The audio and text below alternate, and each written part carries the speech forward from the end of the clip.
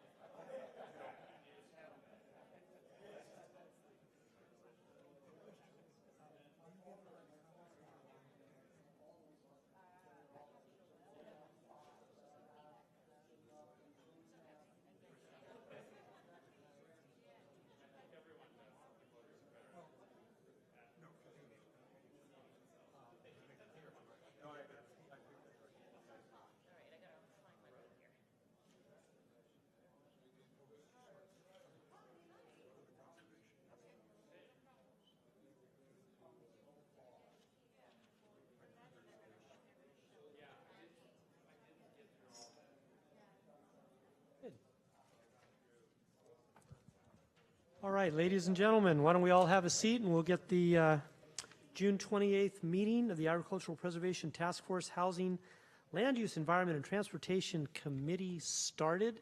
And Madam Clerk, we're going to start with self-introductions. And Elizabeth, let's start with you on this end. We'll go this way.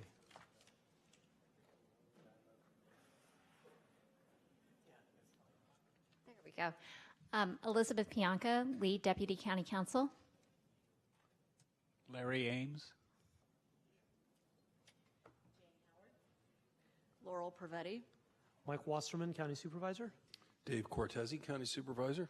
Jeff Smith, County Executive. Bill Kella, Cal Chili Company. Alex Kennett, the Open Space Authority. John Varela, Santa Clara Valley Water District. Kevin O'Day, Land Trust, Santa Clara Valley. Julie Hutchison. Aaron Gill. Oh, sorry, Aaron. It's okay. That's fine, Julie. You're excited. Oh, yeah, very. Thank you. Thank you all very much. Next is public comment, an opportunity for anyone to wish to speak about anything not on today's calendar. Do we have any speaker cards? I don't see anything. Anyone wish to speak about anything not on today's agenda? Seeing none, public comment is done. We now move on to number 3, stakeholder comment. As an opportunity for any stakeholders, committee members to speak about any item not on today's agenda. Seeing none, we are done with number 3. Move on to item number 4, which is the approval of the consent calendar, which includes, right now, only consists of item number 8 and any changes to the task force agenda. So any speaker cards on this item? Nope. Do I have a motion to receive the report, being the minutes of our last meeting, May 31st, and are there any changes? Motion Move by for Laurel. approval. I need a second. Thank you. I've got a second from Larry. Any discussion on this item? Seeing none. All in favor say aye. Aye. Opposed? None. Passes unanimously. That's item number 4 and item number 8. We'll now move on to item 5, receiving the report from the Department of Planning and Development relating to a potential agricultural preservation task force mobile workshop. And we're going to start with Rob. Hi, Rob Eastwood, Planning Manager. I did want to make an upfront disclosure. So we've researched and confirmed there are no professional sports games from local teams. Oh, good job. Playing tonight, so hopefully as a backdrop. So this was an intent to see if there was interest among the task force members for a mobile workshop. So if you remember your work plan, you're meeting tonight. There's a break in July, and you'll meet back in August. And given the focus of the ag plan is on South County, I know a lot of you are very familiar, some of you are very familiar with those areas. For some of you it might be new.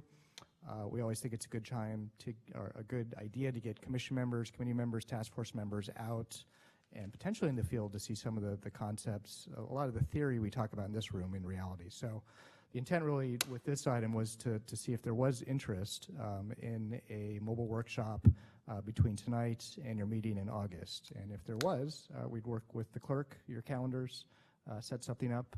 If there's enough members, I'm assuming there would be, it'd be a Brown Act meeting, we'd notice it.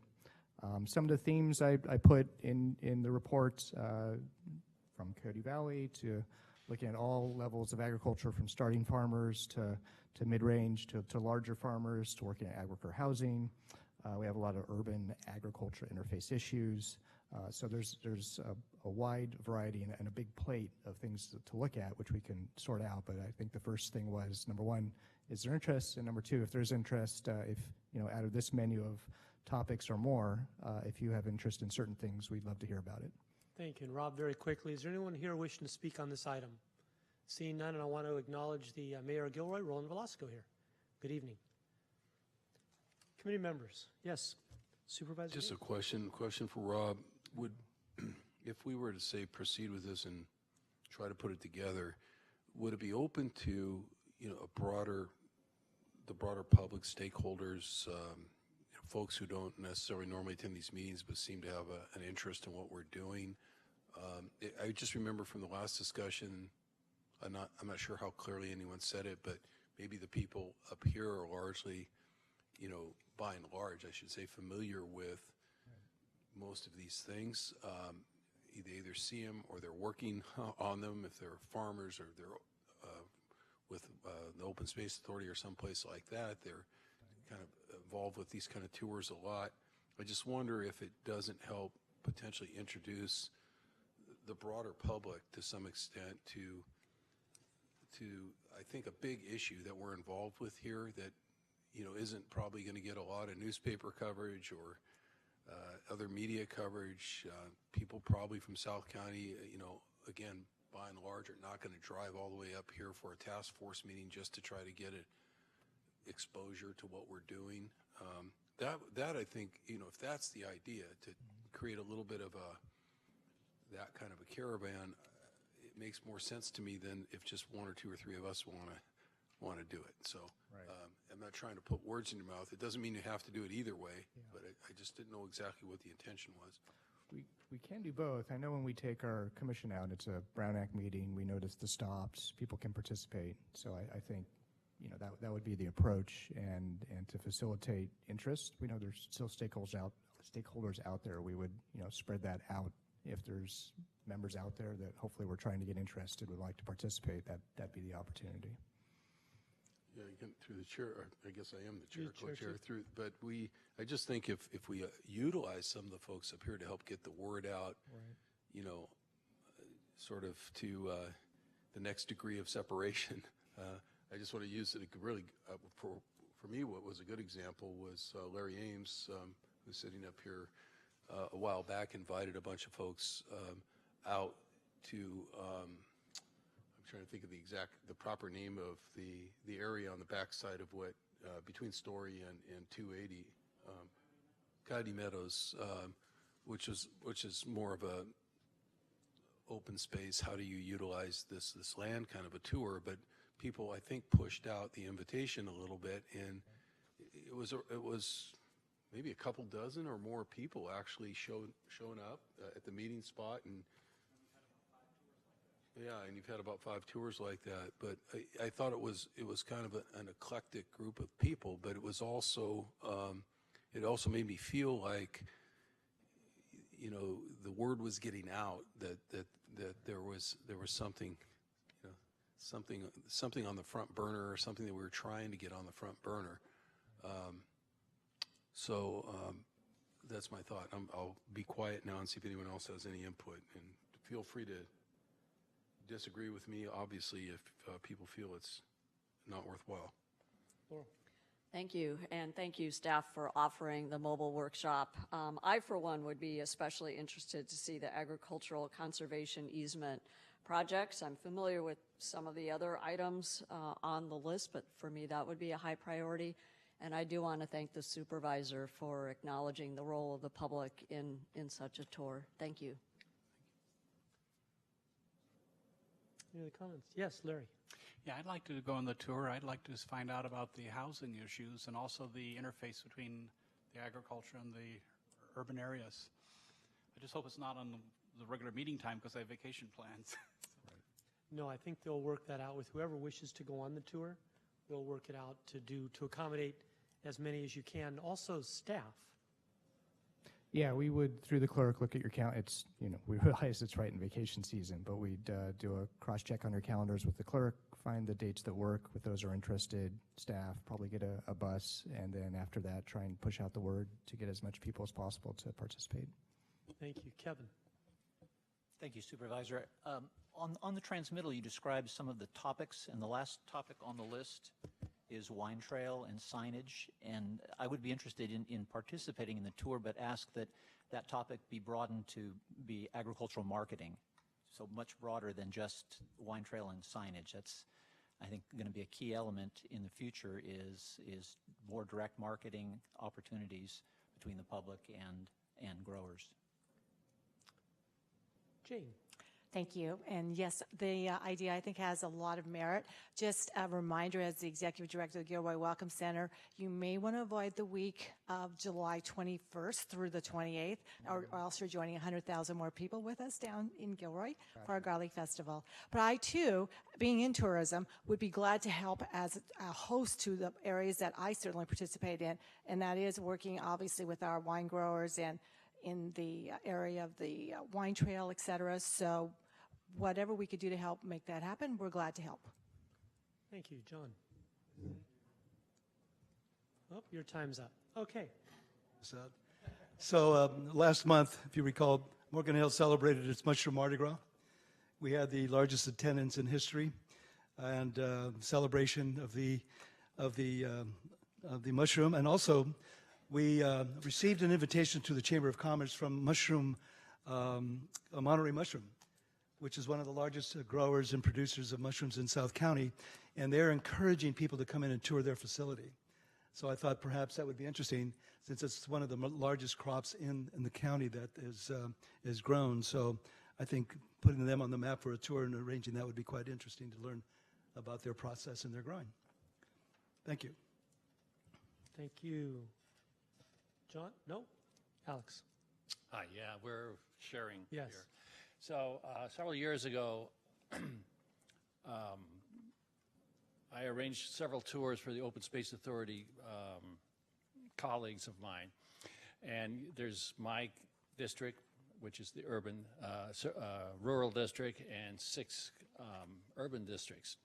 And the subject at the time was infrastructure for farms. They couldn't understand why farms need so much infrastructure. So I arranged a series of tours to show them why, and it worked. They now understand it. So I think that would be a good subject. The subject you have listed would be great, but to understand why farms need what they need to operate. It isn't like they go out to the field, throw it on the truck, and the truck heads for Safeway. So.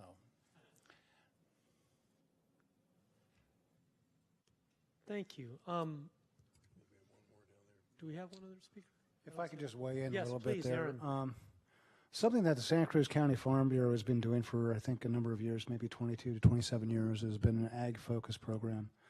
And it's a year-long program trying to go ahead and actually focus on the issues of agriculture within the Watsonville, Santa Cruz County areas. And it's really effective in terms of showcasing and showing the breadth and size and scope of agriculture. And it's very difficult to do that on a one-tour type of a thing. So I'd suggest that it might be entertaining to go ahead and support something like an ag-focused program and do it over multiple days, because the issues and what's covered is large. Not to go ahead and throw a wet towel on top of what you're doing as far as community outreach, but community outreach for agriculture is not an easy as you think issue. Definitely the tourism is in there, the production is in there, but you have different crops and different needs, as well as different areas and soils and waters and things of that nature. So I would just go ahead and make the suggestion that I know the Farm Bureau right now, in my term, was trying to bring on the Ag Focus program, and I think it'd be very helpful to go ahead and talk about that, as well as ag preservation, because they go hand in hand. The more people understand about what agriculture needs and what its abilities are is important, and it might be helpful to go ahead and bridge the gap of understanding between the urban and rural communities. So I'll just throw that out there. And I know the Farm Bureau right now is anxious and ready to go ahead and take that on. Thank you. Thank you. And Rob, if you do take this thing public, you know, you've got Jane and her role, you've got the Farm Bureau and their role. Certainly I can help out with my outreach for South County. I think we heard 8 or 9 people speak, but of that, I heard Laurel, Larry, and Kevin say they wanted to go on the tour.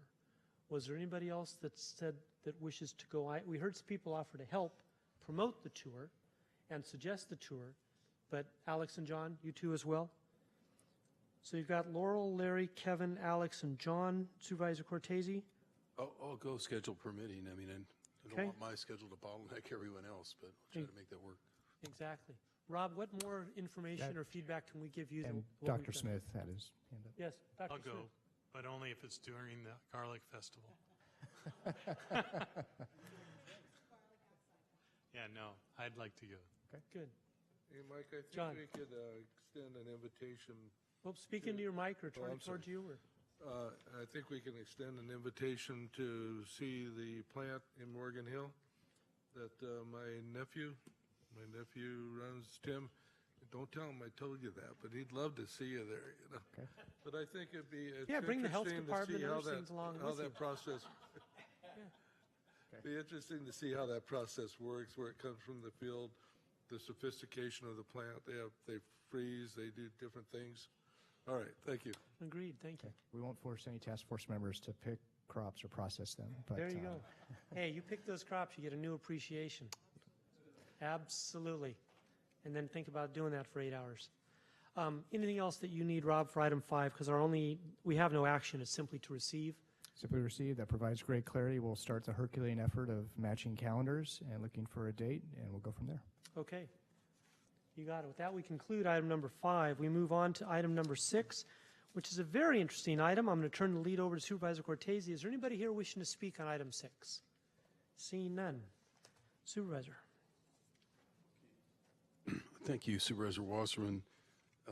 I mentioned this once before here at the task force and probably a couple times before the Board of Supervisors, but that last year at about this time, maybe it was a couple weeks later, I had the opportunity to visit Long Island specifically and only for the purposes of touring their ag preservation program, not only visually and motoring around in a vehicle, but also meeting one of the founders of the program there, meeting our presenter here today, Rob Carpenter, sitting down at their Farm Bureau and talking to them about the foundational steps that they had to take to get that going.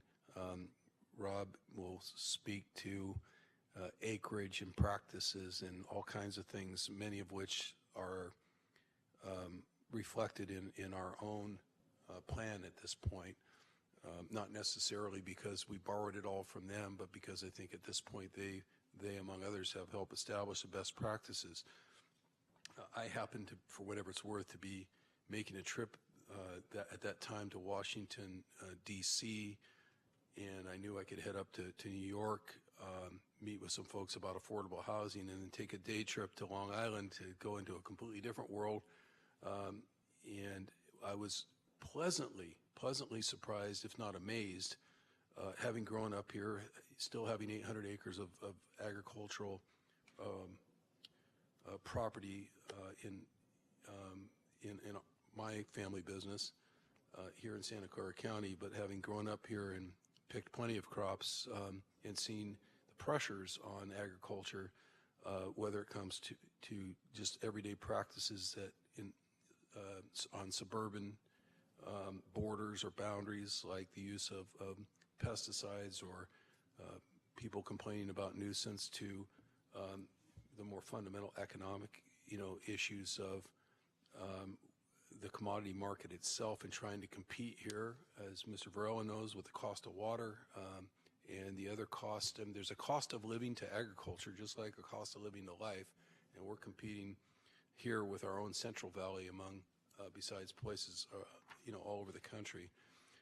Much of what many of the farmers have done here, including something that my family did for a couple of decades leading up into the 2000s, is farm to table, trying to get farm products directly to the consumer. They've done a terrific job out there, and I'm sure Rob will talk about that as well. One of the tours that Rob, I shouldn't say one of the tours, but one of the geographic areas he took me on was a road or an avenue or kind of a quasi-highway that would have reminded many of you of the Monterey Road, Monterey Highway corridor. I kept telling him that. Of course, he didn't know what I was talking about, other than the fact that I was connecting, something from here to there. And it would be, to some extent, as if you went back in time and were able to resurrect some of the density of agricultural retailing that occurred just with fruit stands and so forth along that corridor before the 101 bypass kind of sent everybody off in a different direction. So there's a lot of commonalities there. I don't want to steal any more of his thunder. I'm not trying to steal any of it at all. But the one thing that I want to say that may be unnecessary, but I feel it's important, especially since we have so many folks up here on the dais who are farmers or have been involved at one level or another with farming all their lives here in Santa Clara County, which at one time was as much a worldwide producer of farm produce as it is now for technology. And, you know, I don't want anyone to think that I was part of looking at Long Island or encouraging our planning department to invite Rob out here, because I think that anyone out here needs a lesson in farming practices, you know, livestock practices, or any of that. That isn't the point. What they figured out how to do out there is what we're on the path to do if we can figure out a bucket of money to do it, and that is, you know, to use tools like Rob Eastwood has brought to us, you know, to, once you have those buckets of money, to actually start using contractual agreements and easements to start preserving the agriculture in a way that you'd never be able to do if you were just trying to hold off development in a regulatory fashion.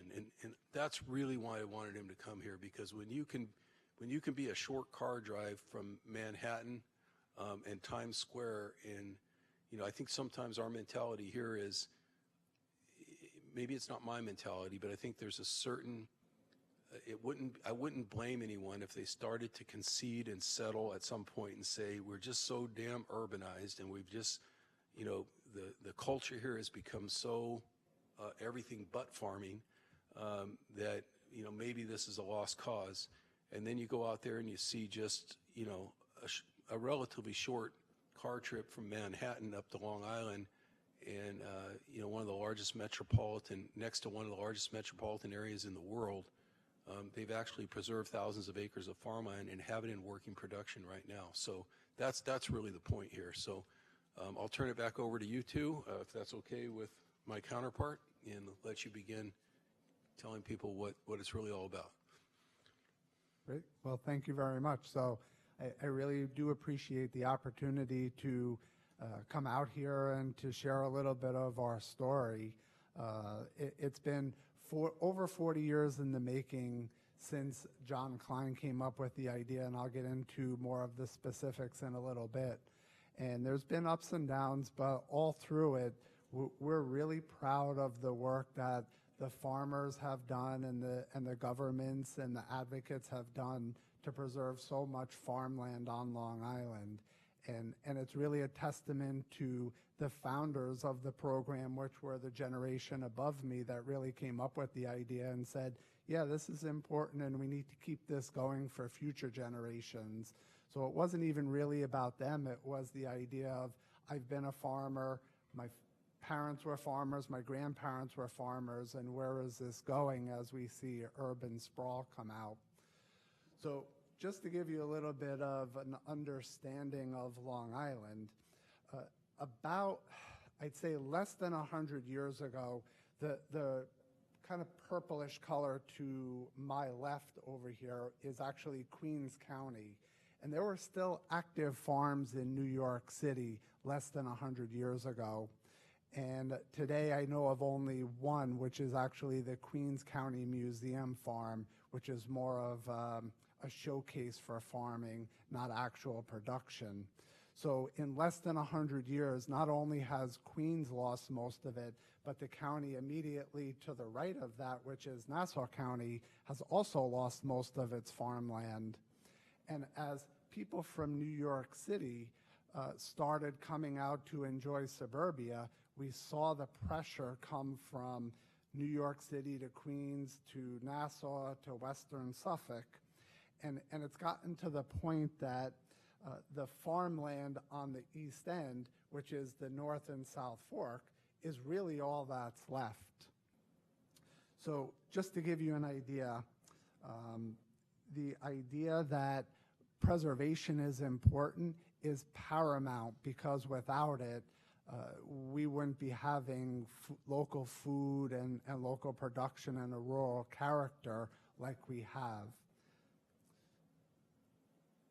So currently on Long Island, we have about 40,000 acres of farmland still left in production. Again, most of that on the East End, on the North and South Fork, including underwater land. We actually have fisheries and we grow oysters and mussels and clams in our bay bottoms, and that is considered agriculture to us in New York on Long Island.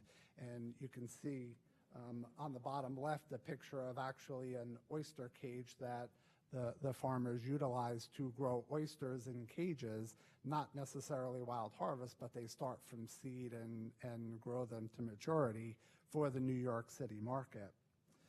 We produce about $240 million a year in sales on our 40,000 acres, which is far and above the other values in New York State. As a matter of fact, with our 40,000 acres on the East End, we are the largest agricultural county in New York State in terms of sales.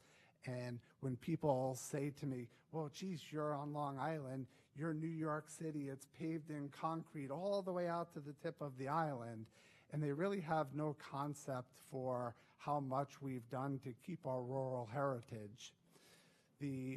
One of the founders of the program, in addition to the farmland on Long Island, goes back 13 generations to the 1600s, and that farm family has been farming that same land for over 300 years, producing crop after crop. So when you talk about sustainability, we definitely have that on Long Island, because without farmers being sustainable, none of this would be in existence.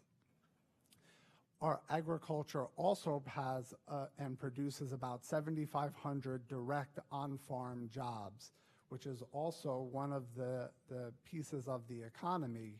Whether you go high in great times or low in economic depressions, farmers still produce and still have an economic benefit to Long Island, unlike most other industries.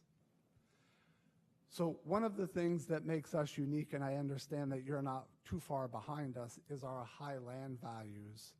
So on our South Fork, which is sort of like the playground of the rich and famous, full rights land goes for up to $500,000 an acre for farmland. And on the North Fork, our land values are about $100,000 an acre.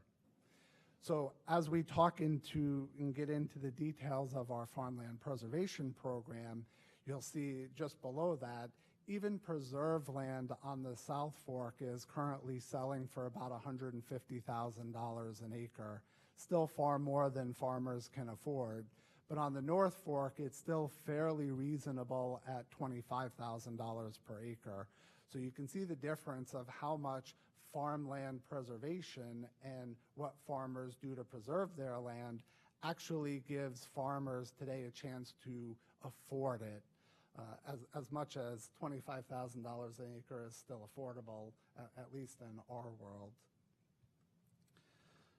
So the basis of some of that migration started back in just after World War II. Many of the soldiers coming back from World War II started getting married and needed places to live because they couldn't live with their parents. So Arthur Levitt built what was basically the first suburban community on Long Island called Levittown. And you can see all of the different houses, and they were on very small houses, generally on a quarter-acre lots. And the idea behind this was he looked at the farmland because it was already cleared, it was ready to go. All he had to do was come and sink a foundation in or a basement and build his houses. He could do it rapidly and easily. And back in the 50s, the 40s and the 50s, when this was built, farmland was still pretty reasonable. So it actually was a mechanism for builders to come and swoop up to buy farmland. And that continued. Levittown is in Nassau County, but the idea of suburban sprawl started making its way out onto the East End. And at the time, back in 1974, County Executive John Klein had an idea and said, you know, we're losing farmland, we're gaining too much population, Long Island is becoming very crowded, plus we're losing the farmland for future generations to development, because once it's gone, it's not coming back. So he came up with an idea of a farmland preservation program, and the basic concept was that farmers would be able to sell a portion of their land or the development rights and still be able to own the land and farm it and have full use of the land, which comes with many benefits, which we'll get into in a little bit. So John Klein formed a committee of the farmers and said, hey, I've got this idea. What do you guys think? So he produced this report, which is over on the right, and I have actually copies of it in the supporting documents for you if anybody wants it, and basically came up with this idea and pitched this to the county legislature, and it passed with overwhelming support. And in 1977, the first farmland preservation deal was done. And I drove by there this week and took a picture. This is actually the farm as it sits today. And you can see that after 41 years, that farm is still in production. It's changed crops a number of times. And if you look really closely in the back, you can see some greenhouses. And there's greenhouses, pumpkins, and sod grown on this land today. So in my mind, this program has been a huge success because this could have very easily been developed. So the first phase of the program, John went to the legislature and said, listen, I need $45 million to buy approximately 9,000 acres. And the original goal of the program was to preserve about half of the land that was in existence in farming at the time, which was about 40,000 acres. He says, if we can preserve 20, we've got a critical mass that will allow us to keep our tractor dealers and our suppliers and our ag businesses and the markets open, and that will allow farmers to be able to continue. And so far, the county has preserved about 10,500 acres, but through other programs, there's been an additional 10,500 acres. So we're up to about 21,000 acres. And fortunately, there's still a lot of farmland left and a lot of interest by our farmers to continue to preserve the land. So we think we've still got a fair amount of distance to go before this is all said and done. So John got $45 million in 1977 from the county legislature to buy this land. And they put out a bid for proposals to the farmers and said, okay, anybody that's interested, come and submit your parcels. Let's see what you've got. We'll make an offer if it meets the criteria. And he ended up buying with the first round about 3,400 acres. It was so successful that he actually went back and the legislature actually did phase 2 of the program and put forth about $10 million additional dollars out of the capital budget to preserve farmland. And from there, it keeps going and going. And we'll talk about some additional phases and some other programs coming up. The original intent of the program, first and foremost, since it was farmland, is that this is a working lands program. And what I mean by that is that this is the ability for farmers to be able to continue to farm in whatever practice and whatever way they need to farm.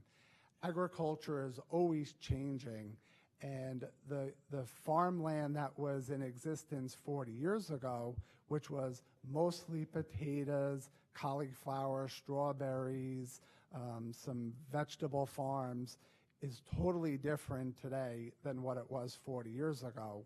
And the flexibility of this program has allowed farmers to evolve.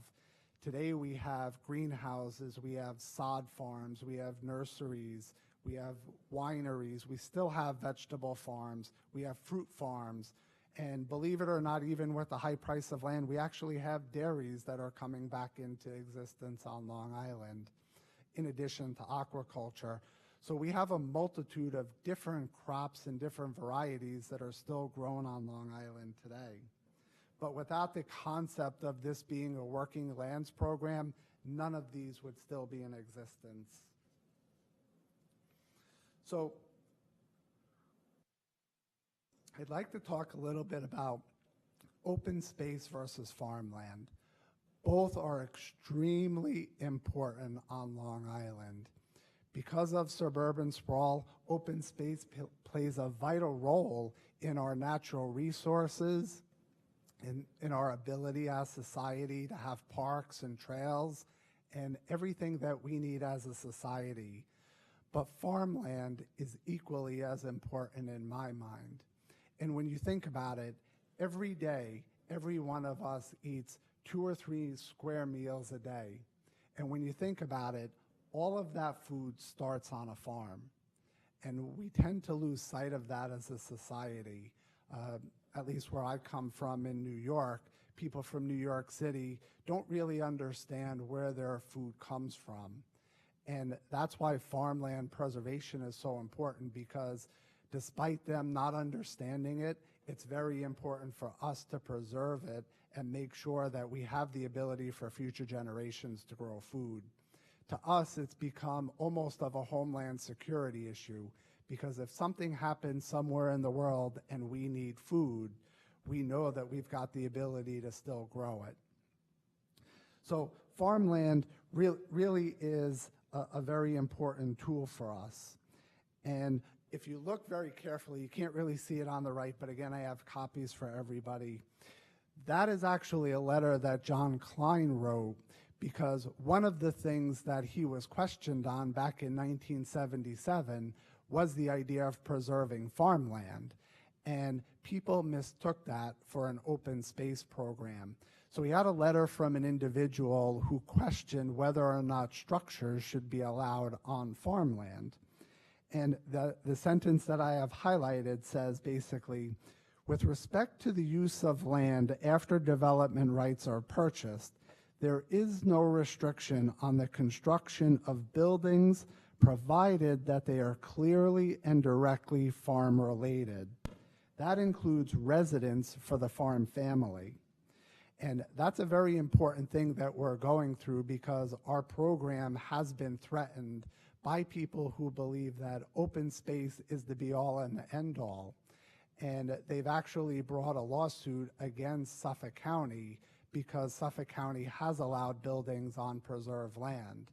And it's a very long and very complicated situation, but fortunately the county stood up for the farmers and challenged that in court and did appeal the verdict, and they were actually recently successful.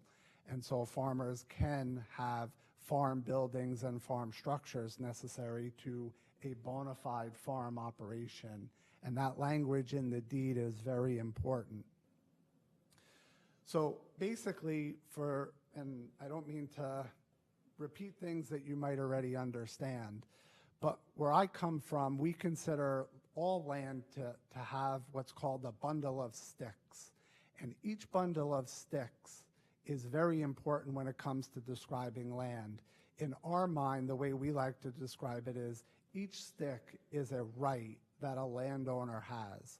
So for example, you might have a stick that says, okay, this is an air right, or a water right, or a right to build, a mineral right, you name it. There's a whole bundle of these rights, and when you bundle them together, it's what we call a bundle of sticks.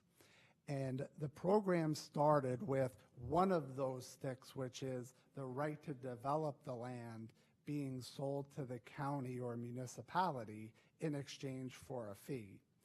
The farmer still retains all of those other sticks or uses in his fee simple, and he still controls the land. He's still able to farm it. He's still able to utilize farm practices on that land. But the most valuable piece is that development right.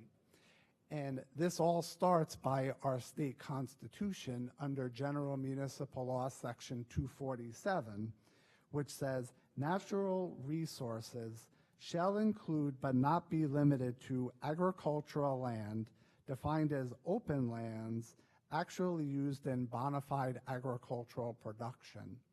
And what that section, GML 247, allows is for a municipality to actually purchase an interest in property for a public benefit. And the legislature thought so much of farming that they actually consider farming to be a public benefit. So I think that's a very key term. So when the program was founded in 1977, we didn't have things like conservation easements that were very popular. So over time, the state developed a mechanism for easements to be put on land, and they developed Environmental Conservation Law Section 49, which allows other entities such as land trust and our soil and water districts and NRCS to put easements on land in New York. And many municipalities have taken to utilizing ECL 49 as a mechanism for writing an easement on land. Unfortunately, Suffolk County is dyed in the wool. This is the way we've done it since the beginning and has not adopted ECL 49. They still are with 247. But in many instances, there are programs throughout New York State that actually have both 247 and ECL 49. So it's a very interesting dynamic of how this has all evolved over the last 40 years. So I brought with me, and I can hold them up, but it won't do me much good. The contract on the left is actually the first contract in deed from the parcel in 1977. That's the Talmadge Farm, which I just showed you a picture of. And that deed and contract is about 4 pages long. The one on the right is about 50 pages long, and that's one that was done in 2008, I believe.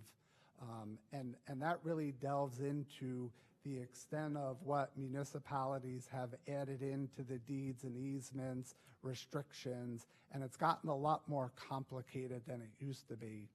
And as times have changed and practices have evolved, the county has gone forth and put in a few more things to make it a little bit easier for them to help the farmers. So back in 1977, when John Klein got all of these proposals from the farmers, he said, there's no way I can do this by myself. So he formed what was called a Farmland Select Committee. And the role of that committee was to evaluate each and every parcel based upon a set of criteria to say, okay, this is a parcel that has great soils or different classifications, it has unique characters, and we're going to rank these and evaluate these so that we get what are the prime properties. And I'll show you the rating sheet in a few slides, but you can see based upon all the different parcels and the different lots, just what exactly the Farmland Select Committee had to go through in this evaluation process. So over time, as the county evolved and they bought the first 3,000 acres and then they bought another 1,000 more, questions started to arise as to, well, I've sold my development rights, but now I need to put up a barn because I need to put my tractors in the barn, or I need to put my commodities or my crops in a barn, or I need some sort of structure on land, or I want to put up a deer fence or a well. What can I do with my property? It really isn't very clearly defined in the beginning deeds, because the beginning deeds basically say we buy the right of development, but we're going to permit, require, and restrict the remaining land to agricultural production. So farmers had a lot of questions, and the legislature, which was not really made up of a lot of farmers, said, gee, we don't know the answer to that. So the Farmland Select Committee actually started taking on another role, which was to determine what exactly is an agricultural practice and what are we going to do with this land once we have bought the development rights, who's going to monitor it to ensure that we're getting what we're paying for. So the county basically adopted at the time Chapter 8 of Suffolk County laws, which kind of set some rules and some guidelines in place and formally codified this committee made up of 19 people, one from each township on Long Island, and the legislature had 9 appointments to this committee. And the committee is basically made up of farmers, and some government officials and people that are interested in agriculture.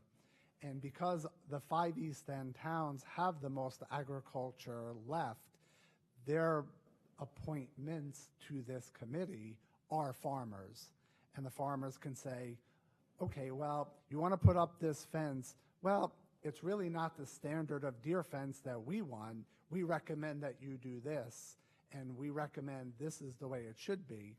And they make this recommendation to the county committee, and the county committee then can give a permit or require that it be used for an agricultural use. So you don't have somebody that says, well, I want to put up a fence because it looks nice, rather than having them say, well, you know, I want this fence because it serves an agricultural purpose for me. So that's a very key component, and the committee is very well versed in what's going on.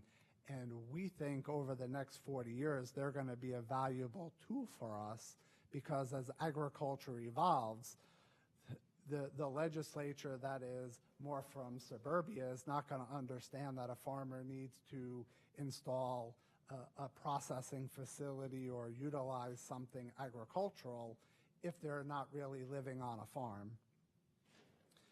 The other component, and if I could back up for a minute, that the deeds utilize is our Department of Agriculture and Markets definitions, and that's found in Section 301 of the Department of Ag and Markets law.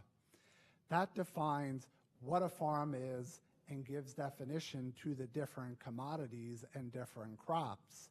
It also allows for agricultural practices and is the formation of our agricultural districts program, which is a program that actually is there to protect farmers if farmers voluntarily sign up to it. So in this new deed that's 50 pages long, now you have multiple laws that the farmers have to comply with, Chapter 8 for the county and Ag and Markets law, in addition to the deed restrictions and other things. So it's become a little bit complicated, which is why we rely on the Farm Select Committee to really be there to guide not only the farmer, but to also guide the municipality to say, no, this is a legitimate practice and we support this. So as I talked about earlier, funding sources. The legislature originally started by doing the two, amendments to allow for these two sources of funding. But once that dried up, the legislature had a problem funding such large amounts for a very long time. So we saw the de-evolution of big numbers going into the county budget and other sources of funding coming up. And some of those funding sources are actually, I actually skipped a couple pages, but some of those funding sources are things such as bond amendments, where voters actually have put up funding for bonding. It's also a 0.25% sales tax referendum, where that 0.25% was earmarked for open space and for farmland preservation and for water quality projects. There's also a few other things which we'll get into in just a minute. So at this point, what you see here is a sample of the rating sheet that the Farmland Committee uses. And this rating sheet shows the priorities of what the committee looks for when they actually do preservation. And some of the things on there that we go by are soil quality. Prime soils carry a lot of weight. Proximity to other farmland in the program, whether it's preserved or not. What we want to see is large tracts of farmland. So farmland that's in the middle of an agricultural parcel will get a higher ranking than a piece of farmland that might be kind of standing alone, that really doesn't have a connection to other agriculture. A little bit for vistas as far as road frontage. And then if the farmer participates in other programs such as a conservation easement for best practices on the farm, whether they're enrolled in an agricultural district or other things, they get points for that as well. And then that ranking is used by the county staff when they give their report to the committee to say, okay, this farmland ranks higher than this one, and the committee can then say, well, gee, it's more important for us to meet our criteria and follow the practices than to go and just pick parcels because somebody wants to support it. So there is a very strong criteria ranking. So the administrative process goes, the legislature actually approves and commits the funding for the county when they buy development rights. And they have retained that authority throughout the program. And the easement that's put on the land runs with the land in perpetuity forever. And the only way that it can be removed is actually by what we call an alienation of rights, where it actually goes back to the public and the voters if we decide that at some point we need the land for a greater purpose. Then the voters are the only ones that can restore those rights back to the farm.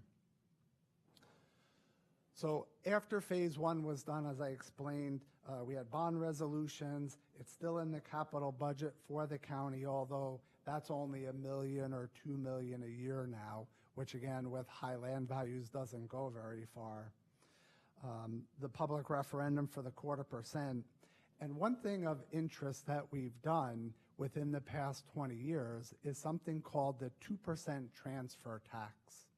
And what that is by voter referendum, each township has the ability to enter into this, and all sales of land over a certain limit are charged a 2% tax, with that money being dedicated specifically for preservation purposes.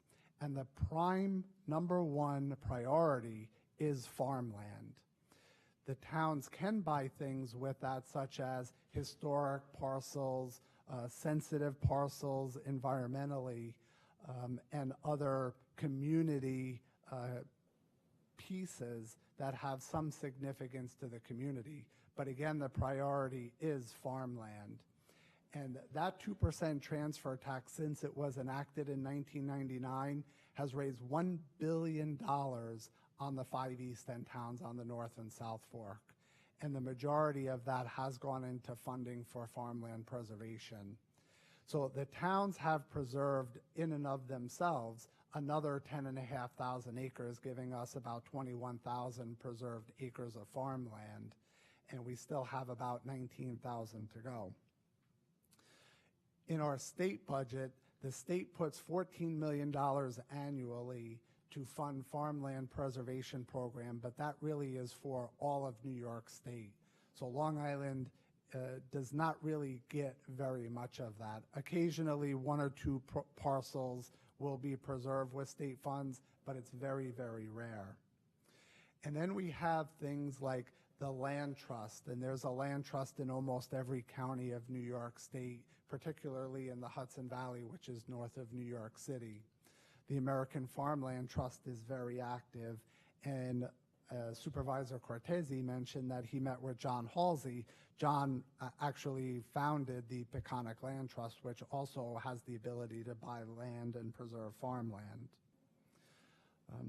Again, I spoke with the town programs. The towns sometimes do put up money out of their capital budget to preserve land. The CPF is the Community Preservation Funds. But one thing that the town does that's actually very interesting is they will partner with the county or with other municipalities to actually do cost sharing for purchase of land. So you might have a town and a county and a state deal where each one puts up a little bit of the funding in order to get something done. And that's pretty unique and something that we actually applaud, because the more that we can cost share, the more that's left for the towns and the counties to actually buy.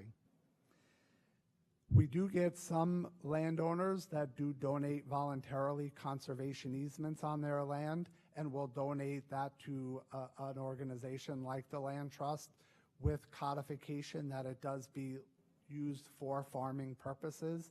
and that would be something that our land trust would take on and encourage. And the Peconic Land Trust actually has beginning farmer programs and encourages the lease of that land for agriculture for new and beginning farmers. So that's something that they've done an excellent job with and should be applauded. So basically, that's about it for my presentation. I'm happy to answer any questions and on pretty much anything for the presentation. And there's my information if anybody wants to take it. Absolutely. Supervisor Cortese will tell me, I give tours all the time, and I firmly believe that anybody who doesn't understand agriculture, when they come out and go on a farm tour, leaves with a very different perception. And I always say to people, when you get your feet dirty by walking on a farm, it changes your view of life. So I'm always willing to give farm tours anytime. If I may. Thanks, Rob. Very enlightening. I know that the American Farmland Trust just had a report that came out on May 9th that between 92 and 2012, I think 31 million acres of prime farmland has been lost to development.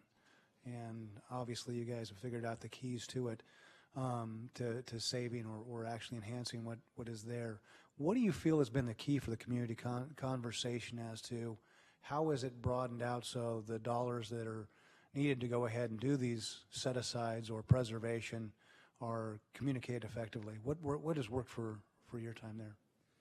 So, to be honest with you, every referendum that we've put forth for preservation, whether it be for farmland or for water quality or for open space, has passed unanimously.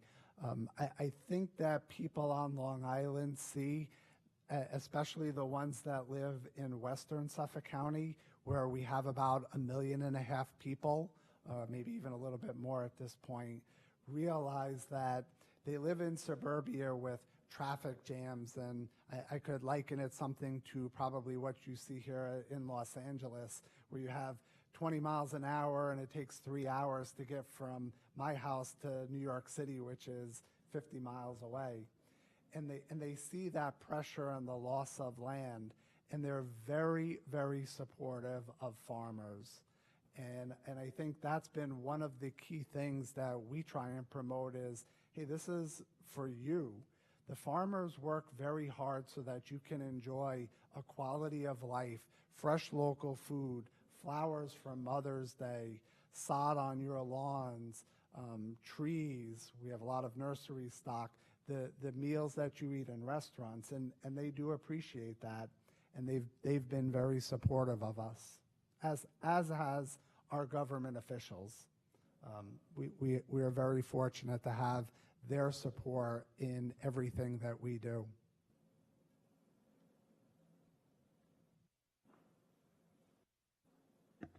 Let me throw a question out there, Rob. I didn't get a chance to ask you explicitly when I was out there, but you alluded to it again today, that in the early days, the open space and the farmland pitch, be it to the voters or to stakeholders in the community, was really combined. We have a,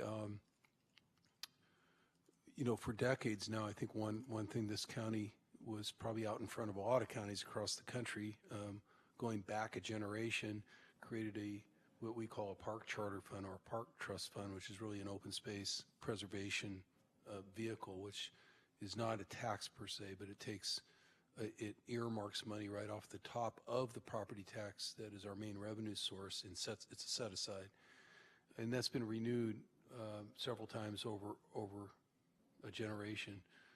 The popularity of that, given maybe the same things you just said in response to the last question, where people were afraid to become another Los Angeles, although I fear we're pretty darn close right now, but people were afraid of congestion, concerned about congestion, concerned about sprawl, concerned about losing the green foothills that surround the valley and so forth. It was a pretty easy sell. it seems, like you say, even now when we have to have in California a supermajority, the renewals pass and other open space measures pass. There's been some question on our board, on the Board of Supervisors, not opposition, just question because we haven't polled as to whether or not ag preservation standalone would enjoy the same kind of success. I think it would, or close to it, for almost exactly the reasons you just described, but I may be too sentimental about it. Have you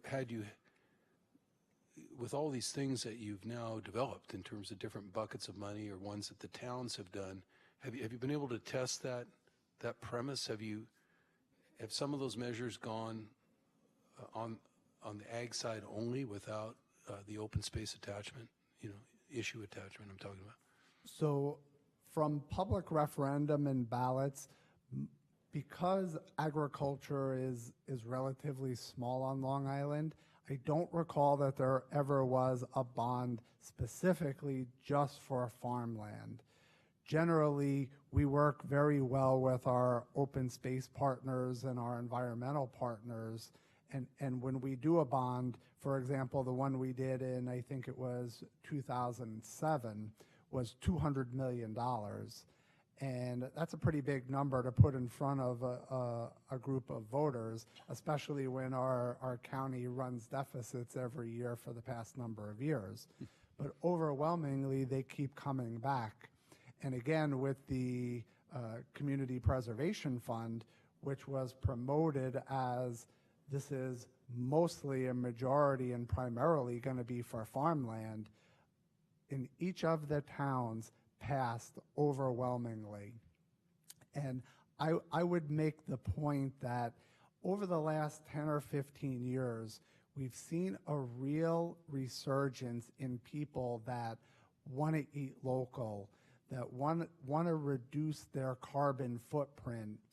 And we've actually developed our Grown on Long Island campaign. And on the slides, you can see the picture of Grown on Long Island, which is our marketing and branding tool to promote agriculture and brand it as being Long Island grown.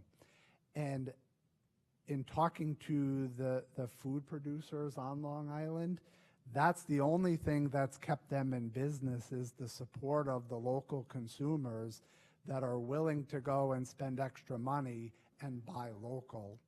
So from my perspective, I think people would be overwhelmingly supportive of an agricultural program, whether or not it was tied into open space. And I believe here you've got a tremendous amount of support for open space, but I think you'd have equal amount for farmland preservation.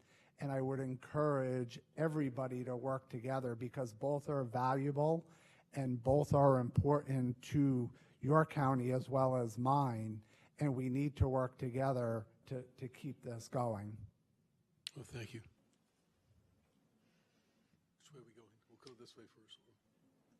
Thank you, Rob. Quick question regarding farm size, parcel size. What's a typical, I'm sure you have a mix of growers, small, medium, and large, as do we here, but what's a typical farm size in that region? So I would hazard a guess to say that it's between 75 and 100 acres. Some are slightly bigger, some are smaller. But when you take into account, we have a number of greenhouses that you can produce quite a lot on a relatively small parcel because you can get multiple crops. That kind of diminishes some of our farm size.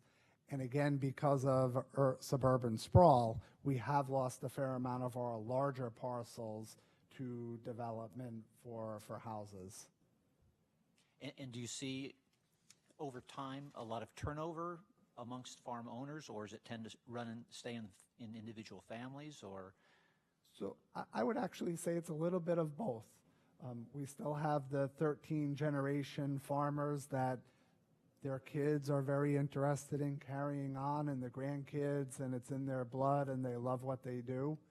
But I do see new farmers coming in. I see turnover of land. And that actually brings me to one very interesting point. A fair amount of our farmland is actually owned by speculators and people who bought the land and said, you know, I can build a development on here.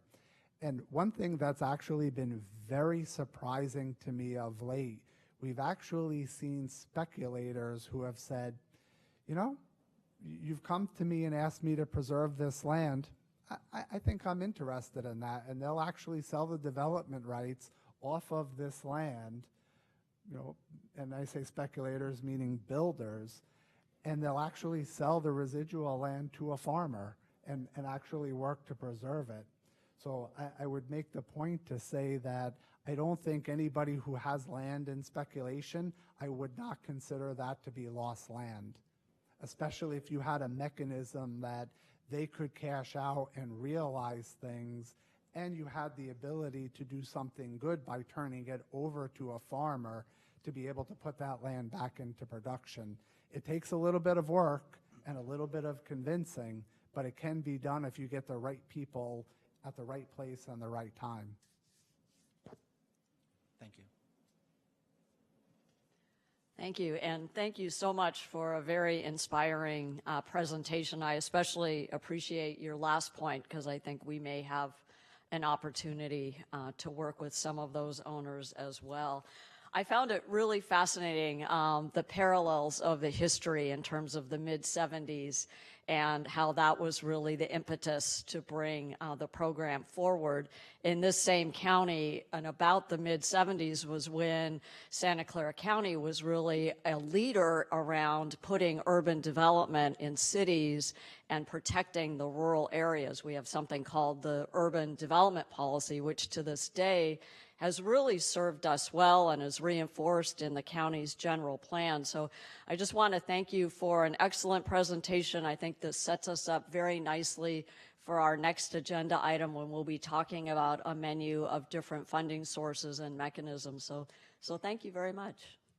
You're very welcome, and I've offered to Mr. Eastwood and the staff, anytime they want to call or have questions, I would be glad to make myself available, and I'm sure that our county government and our land trust would be more than happy to share the information. And we look at it as we're doing something good for society, and we're happy to share our trials and our successes and our failures that others can learn from, and I'm happy to do whatever I can to help.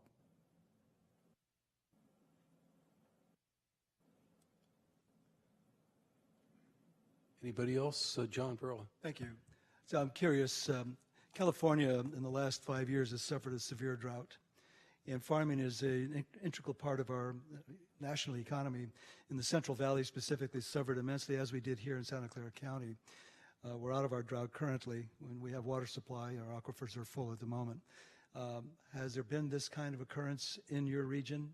And what is the water supply currently in the storage facilities that you have to supply the agriculture community water? So very interesting that you bring this up.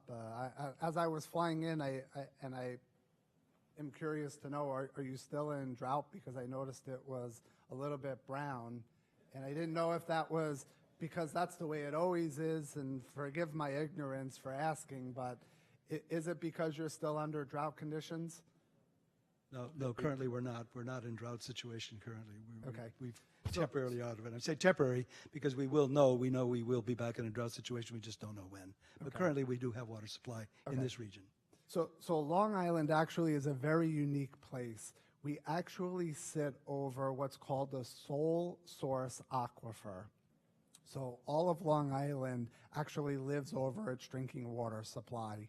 And being surrounded on three sides by salt water, it's pretty important that our drinking water supply is very well guarded. We actually have three different layers of aquifers underneath us. The biggest one is where we get most of our drinking water supply. So for the moment, I think the last numbers that I heard were in Suffolk County, the recharge is 1 billion gallons of water a day, and the usage is about 450 million. So for the most part, we're very, very fortunate. There is a little bit of what we call saltwater intrusion in our waters, again, being surrounded by salt water, which we're very concerned about. But quantity-wise, we're doing very well. Quality-wise, our waters have become impaired, mostly because of our septic systems, and we have 360,000 homes that are built with septic systems.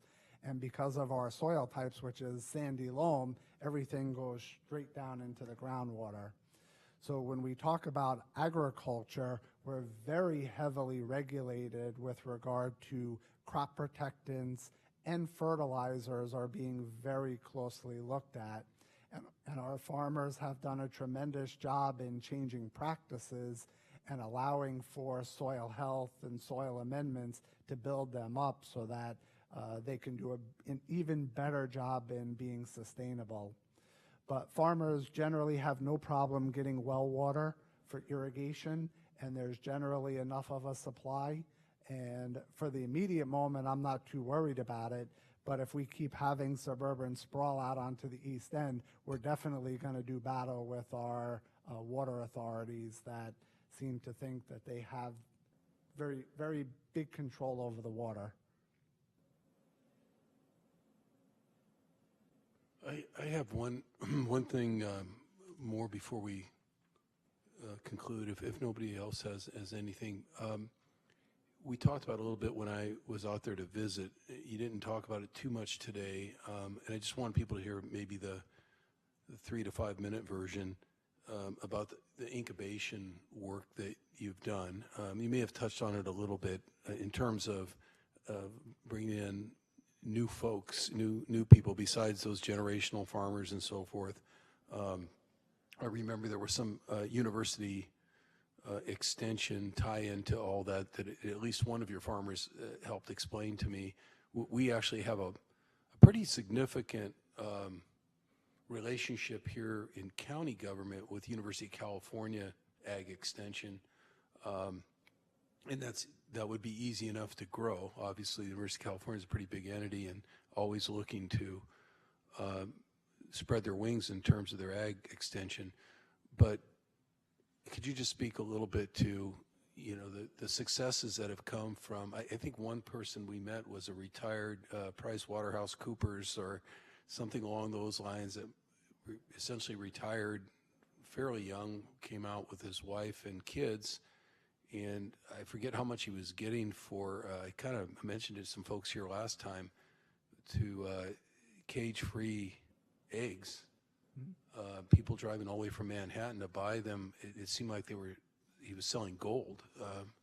But the story I was interested in is how he came to make that move with the assistance of either the trust or the program. Sure. It's $11 a dozen for organic cage-free raised eggs. And he gets them right in the local town, believe it or not. Well, he should just go to $1 a piece, right?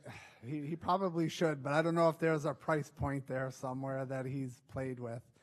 So sure, I'd love to talk about it.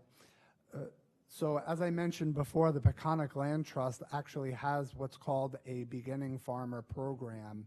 And what they do is they actually lease out land to people who are interested in starting farms. And they give them the opportunity to go for 3 or 4 years, kind of get their feet underneath them, especially if they've moved out from New York City like Mr. Browder did, and do an apprenticeship on a farm. And then he actually started with the land trust and worked his way up and went through his trials and tribulations. And being a farmer is not easy. And many people that come out from New York City don't quite understand it. They look at the pictures and say, farming, it's a piece of cake. It's a 9-to-5 job, and I get winters off, and it's no problem until they actually get into it and things break and they have to learn about all of the regulations. So the Land Trust has this program, and they let the farmers do that. And we're very supportive of new and beginning farmers. We have a Veterans Farmer Coalition, and we try and encourage people to get into agriculture. But by the same token, we try and give them a little bit of a sense of reality that it's not all pie on the sky, and you really need to take your time and go through a couple of years before you go out and actually invest in land. So it's something we're very supportive of, as well as New York State. And the state has actually provided some funding for beginning farmers for capital purchases and being able to write business plans and kind of get their feet underneath them. So it's something we are very supportive of and want to encourage. As our farmers start to age out, we're looking for the next generation and the new big thing. Yeah, thank you. I just want to credit our planning department with a while back mentioning to me that 47% of our GDP here per capita comes from the 44% of the people who are immigrants, foreign born, and those of us who are, especially those of us in politics, and probably most people on this dais know that a lot of folks that come here with an entrepreneurial spirit, and that's been going on for decades before tech, come here from somewhere where they had an agricultural background at the time, where they grew up on a farm like some of the generations here. And there's a belief that if we had an incubation program like that and remove some of the barriers to entry, that the influx of immigration that's still very welcome in this county, I'm not saying it isn't in yours, I'm just saying it's very welcome here, would help fuel that kind of an incubation program, with human capital, if you will. Sure. Larry. And if I could just weigh in on that Yeah. for 1 second. So I won't get into the immigration debate. Trust me, I have dealt with that enough. But one thing people don't realize is that many of the farmers on Long Island did actually come from immigrant families from Poland and from the Ukraine and from other European countries and settled on Long Island. The English going back to the 1600s with the Mayflower. And people tend to forget that sometimes, that many of us were immigrants, came here, worked hard, established something for ourselves. So the idea of us being able to give farmland to people to say, okay, let's go and make a go of it and work hard like our ancestors did, is a noble thing. And, right, wrong, or indifferent, I encourage any farmer who wants to come to farm, and I'd be willing to help them in any way that I could. Thank you. So I guess I'm trying to see if there's a balance here. Maybe it's coming from the way you prioritize which parcels to fund or something like that. I can see that this will help prevent land from being developed, but you want to encourage them to actually farm the land too. It's not just to save it from development. Is that right? That is correct. And, it's very difficult for us because we do have farmers that are aging out, and we also have fallow land, and trying to preserve the land because we know at some point we're going to need it and we're going to need that food supply. So I think that's our ultimate reaching goal, is to have the land available. And whether or not it's currently being farmed is a big concern to us, but not as much as if that land was lost into development or houses. And that's a balance that we struggle with every day. And do you also try to not encourage farming where it's not appropriate? I mean, you don't want to go off and cut down forests to make new farmland, or encourage farming where if it's marshland, it's not appropriate. I mean, there's kind of a balance, I imagine. So I think our laws and our rules, especially when it comes to environmental issues, are very, very stringent and very strict. And I think that there's enough farmland that if somebody wanted to farm, they'd have a farm that's already in existence or had previously been farmed. And I wouldn't worry about clear cutting for farming specifically, because I think there's enough land that if somebody wanted to farm, they'd be able to farm. Thank you. Okay, anybody else? Supervisor Wasserman? All right, well, I'm going to turn. Excuse me, thank you very much for coming out. again, thank you very much for having me. And again, I encourage you all to keep doing what you're doing. I actually had a chance on the plane to sit and read your entire report and the appendixes. And I really, truly have to compliment the work that you all have done and the staff has done.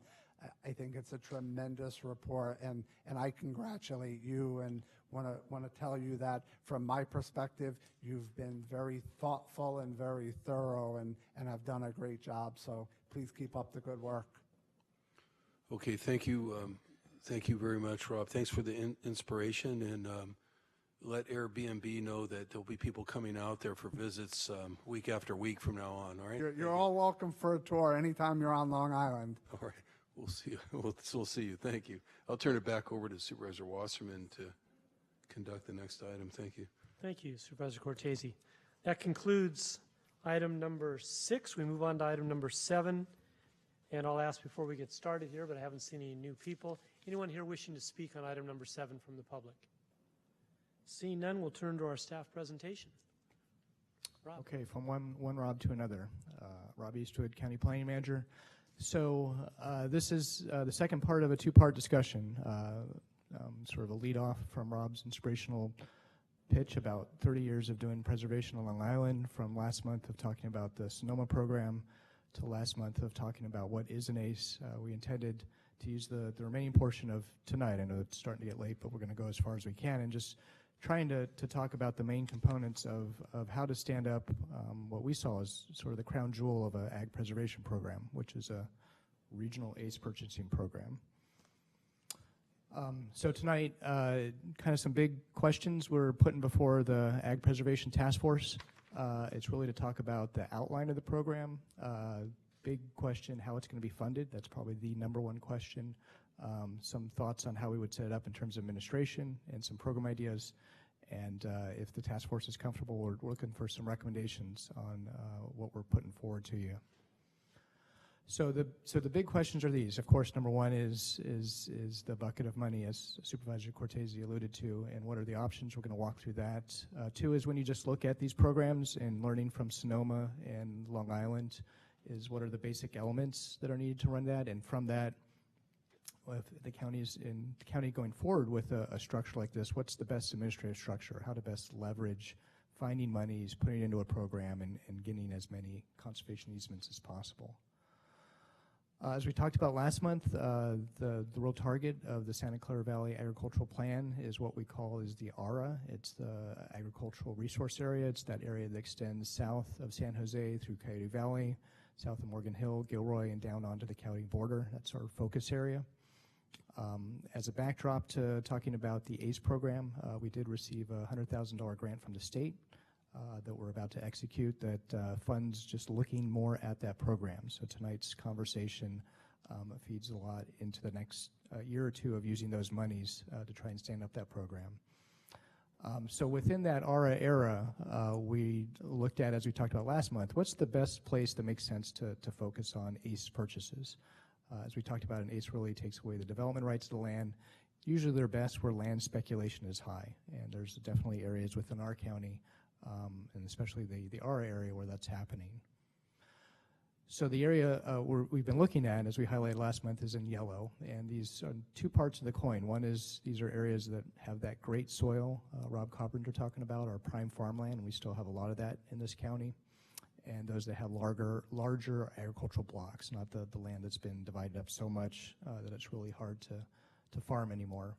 And at the same time, those are the we're looking at the areas that are I guess you'd say the ripest or the most apt to be converted. So these are the areas around the cities, just south of San Jose, that Coyote Valley area, around Morgan Hill, Gilroy, areas that don't have a zoning even under the county that allows for rural residential development, which is a pretty hot market, and that's in the San Martin area.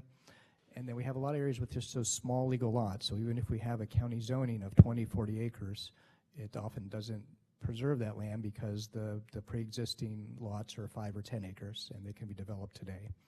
So targeting those areas where land speculation can move in today and convert those lands, and where zoning, Williamson Act, and other tools just not have acted to keep them in agriculture. So the broader focus of that area is about 20,000 acres. That's highlighted in yellow. We looked a bit deeper into that area, and we estimated there's about 12,000 acres of good farmland left, which would be the target of the program. 12,000 acres, our estimated program cost is about $500 million. That adds a lot of variables in it, and again, this is just back of the envelope. That estimates over time. Hopefully prices do start to come down. We use other tools like Williamson Act, but for a general initial cost, we were looking at $500 million. We started looking at just a general time horizon of 20 years, the initial part of the program. Of course, the Peconic and Long Island has been at it longer, but a first, at least short midterm vision over 20 years. And if you took that number and divide it out, that's about a $25 million a year program to go off and start trying to acquire up to those 12,000 acres. And the idea, of course, is to get a blended funding, but a sustainable funding source behind this. Okay, so from the models we looked at, a couple big takeaways. So we talked about Sonoma last month. We have a great presentation from Rob on what's working in Long Island. We've also presented Marin, and taken out of that, staff really said there's kind of 4 or 5 big takeaways. If we're going to stand up a regional ACE program, these are the key things that are going to make it work, and some of these are absolutely obvious. So number one, and probably the most important, will not happen without it, cannot be sustained, is finding a sustained local funding source. So all 3 of those programs, if you look at Marin and Sonoma, have that 1.5 cent sales tax that provides a constant annual provision of funds. Long Island has that blended source, the transfer tax and sales tax, but starting with that sustained funding source year to year, going back to able to be a foundation of the program is the number 1 key to success. Number 2 key to success is building off that, leveraging those funds from a sustained source to go after other dollars. So this could be grants, which this program has started to go after, donations, mitigation fees, so other monies that can come in and help that go off of that sustained local funding. 3, a lot of the grid programs don't depend just on one entity. It's a partnership and a lot of people working together. So as Rob mentioned, Long Island has a few players in the game, from the county to the land trust to the towns. Marin has a great partnership between the county and the land trust. So really leveraging different resources focused on the same thing.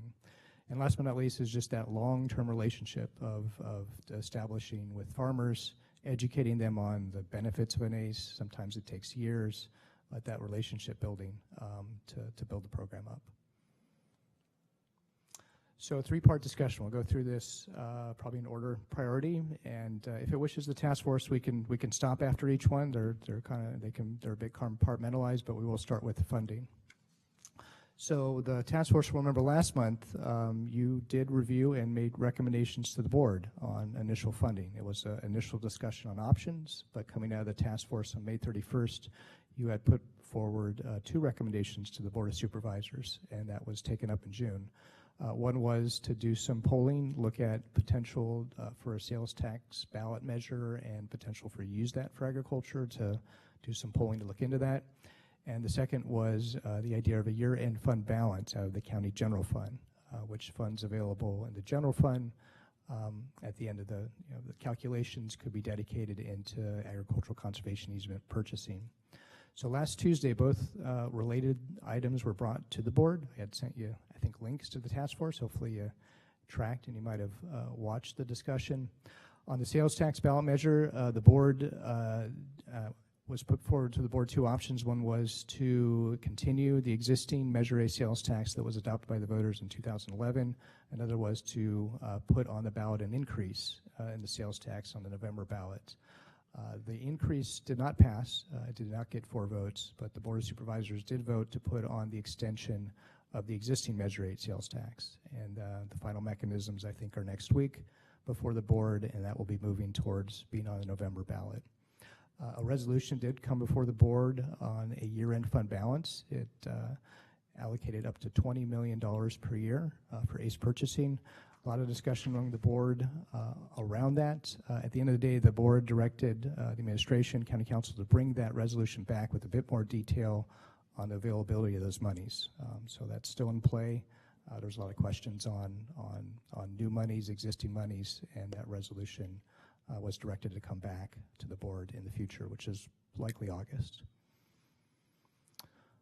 So with all that in play, the administration, we looked at, so what's, looking at the next 2 years, and knowing that the sales tax, which would have been a great potential new source of money, did not go forward from the board to the ballot. For this year, what would be a short-term strategy for funding an ACE program?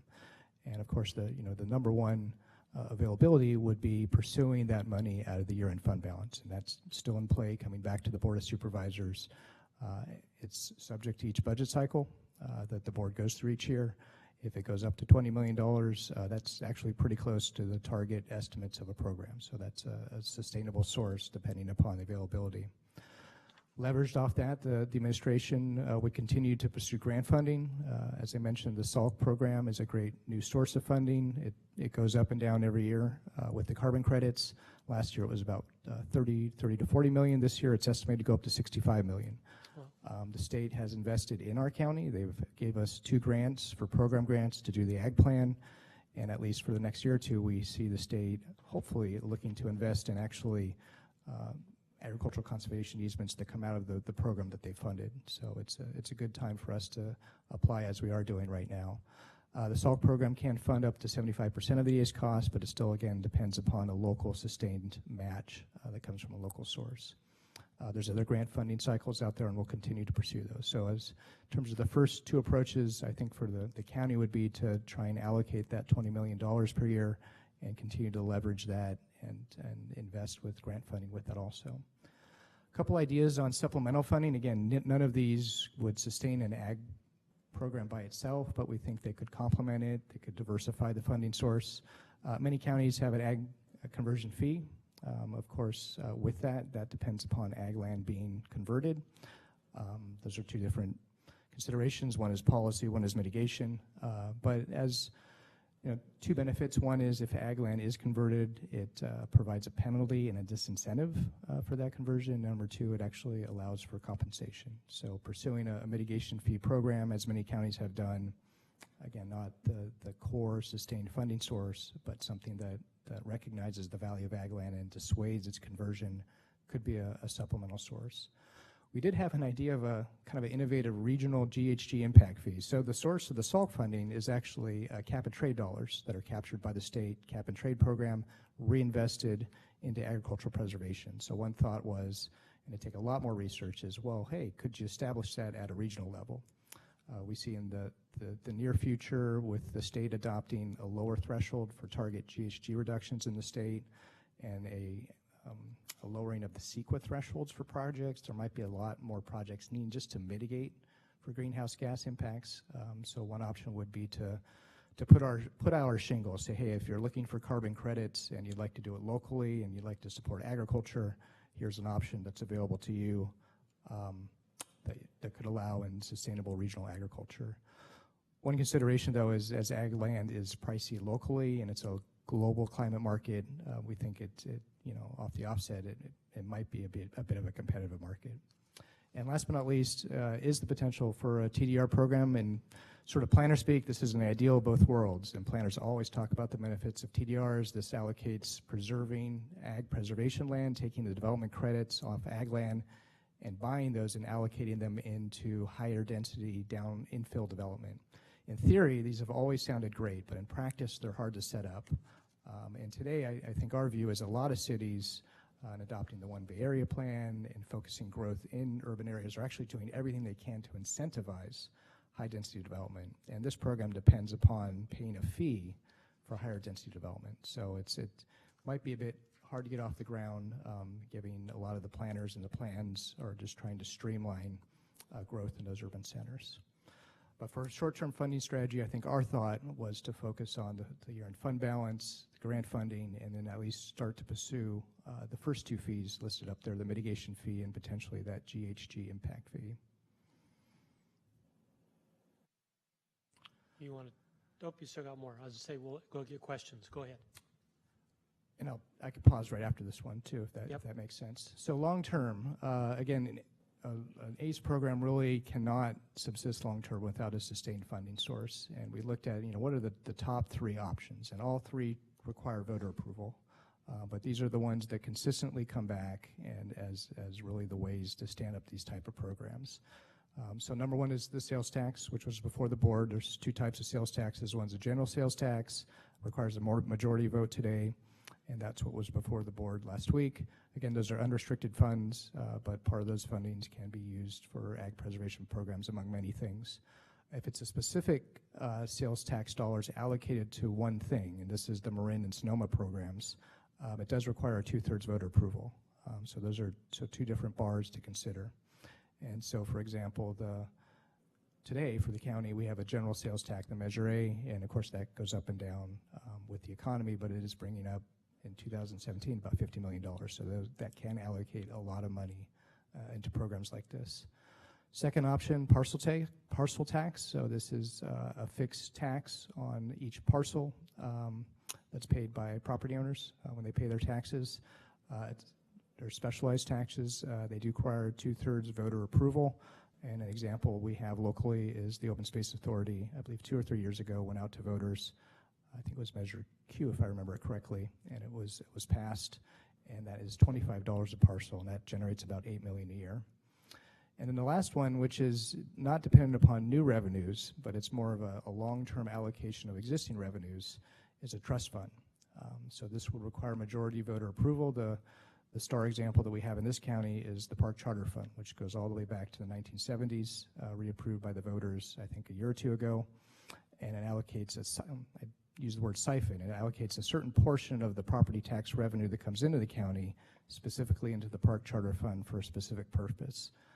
That does require majority voter approval, so it's not the heavier lift that's associated with the specialized sales tax. And for example, the Park Charter Fund and the proportion it allocates generates about $57 million a year.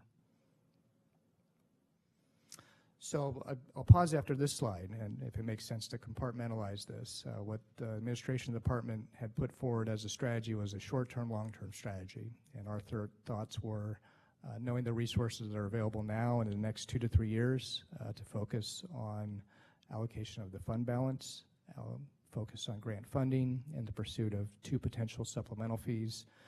And then the big question would be, and again, this is a year or 2 out, but discussion today before the task force and start building of a strategy would be how to pursue long-term funding dollars for this program. And the 3 that we've identified as most possible are a sales tax, parcel tax, and trust fund. And I guess, one thought we had is to build the program over the next 2 years, get a couple purchases under the belt. We're going to talk a lot about marketing and branding, try and get the word out on agriculture and the value of its land, use the next year or 2 to show that a conservation easement program works, and try and build some political social capital throughout the valley. It'd be a good time to come back in 2019, 2020, and look at one of those voter-approved measures. So with that, I'll go ahead and pause and put it back to the task force for discussion and feedback. I appreciate that. Anybody wanted to speak, please turn on your lights. We'll start with Larry. So I'm curious about the greenhouse gas thing, because if you have ranch lands and dairies, the cows give off methane, which is worse probably than commuters driving their Teslas and Priuses. So I'm concerned of whether you could get credit for that. I'm interested in that year-end funds. I mean, that's money left over after the whole year's budget, and you just happen to have some left over this year. Does that happen every year that you get this? I mean, it's not very predictable, it would seem like. I mean, it seemed like it would vary quite a bit. You're right, it's not. Dr. Smith.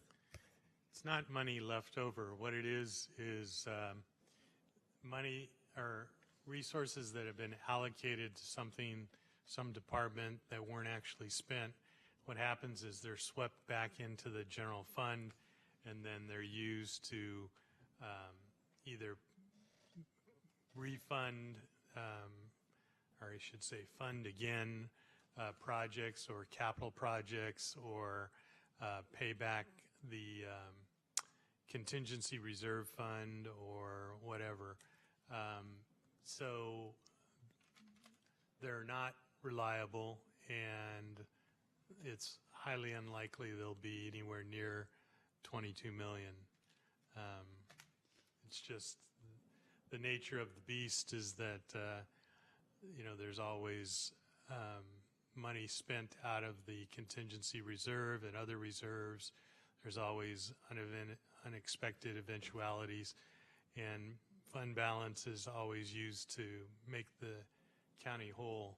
So I don't think it's a reliable source of revenue on the ongoing basis for ACEs. And then there's the there's a charter fund, which I'm familiar with, the park charter fund. It's you and the Board of Supervisors have agreed to set aside part of your budget. So if you would agree to it, it's easy to sell to the public because it's not a tax. I mean, you're able Correct. to, it's a 50% vote, and you just have to tell the public what it is for.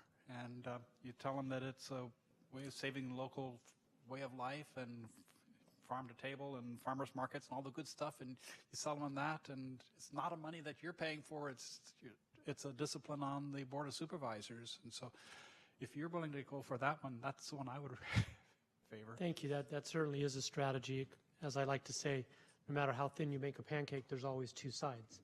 And if three of the board members direct administration, Dr. Smith, please correct me if I misstate anything, to allocate 0.001 whatever percent, as we do now towards parks, towards ag easements, then that means that is not available for Libraries and hospitals parks, and all the other stuff, public all the safety schools. and all the Exactly. rest. It's the same pie. Exactly, I know. That's why. But certainly, and that is one of the options that staff has brought up for our consideration, and certainly on my list. But it is consistent every year, so it's a lot more predictable, so you can plan a program from around it better.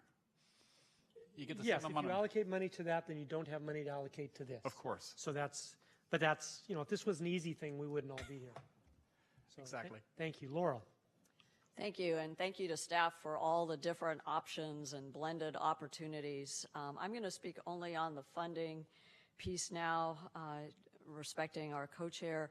I think I have a process question just to start. The way the recommendation on the staff report reads and on the agenda is that we are to receive a report, and it isn't until later in the document that we are asked to perhaps provide recommendations. The staff summary of its recommendation is not surprising given the report that was in here, but I guess I'm just concerned because the report contains two inaccuracies on page 8 that the task force voted for certain items. We did not take any votes at the May task force meeting. So I just want to make sure and be very clear that as we start this conversation on funding, that it appears this is really a discussion. And if there are ideas that surface, I would just hope that it gets communicated to the board accurately. If we do end up voting, that's great. It's not agendized as a vote, so the public may not know that some of these things are actually going to be discussed for action. So be it as it may, I know the county may run things a little bit differently than some of our other municipalities, but I think we need to have clarity. Are we voting? Is it just whatever ideas surface are going to be considered a recommendation as it appeared in this report? So I want to make sure that we know what we're being asked to do tonight and that gets characterized accurately. Thank you. If my co-chair is acceptable, I'd address that question to Elizabeth, our counsel here.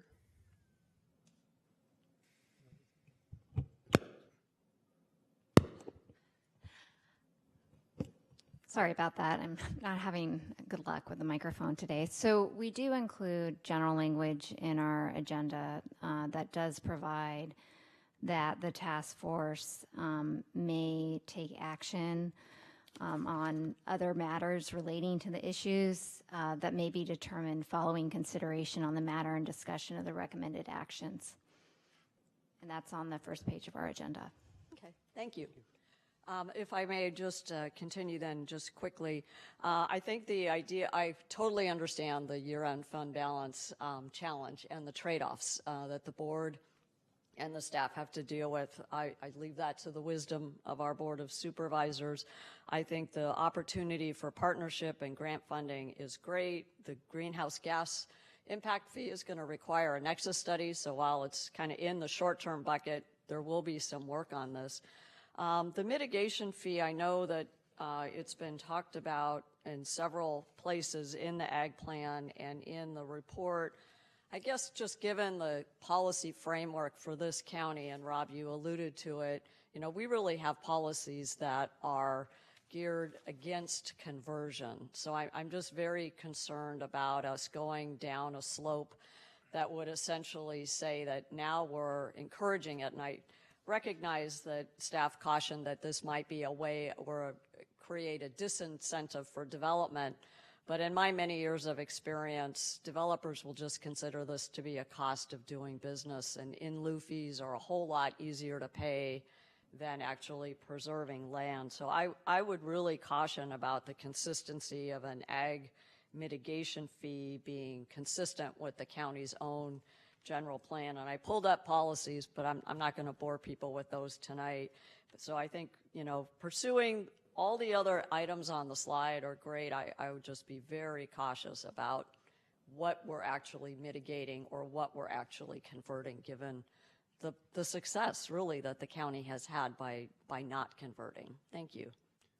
Thank you. Supervisor Dave. Thank you, Mike. I just want to say on that last comment, I agree with Laurel in terms of my own personal opposition to an in-lieu fee as, being sort of an escape route to preservation. I think we end up with a lot less than 12,000 acres if we do that. We'll end up with a bucket of money that we don't have any place to use because there's no ag land left to preserve. So we've seen it with affordable housing at times where when times are good and there's a lot of cash around, you don't get your affordable housing, you just get a whole bunch of cash, which isn't really enough to go out and do what you want to do anyway. So I just wanted to echo the concern there. And especially if we're going to essentially send these to the Board of Supervisors for consideration, I would like those comments documented as it goes forward. Whatever the board decides it wants to consider, it will consider. And Supervisor Wasserman and I sit there as well, obviously. But I do think that point needs to be crystal clear, and just in case people aren't asking that question. I just want to say I think the idea of a set-aside short-term might work.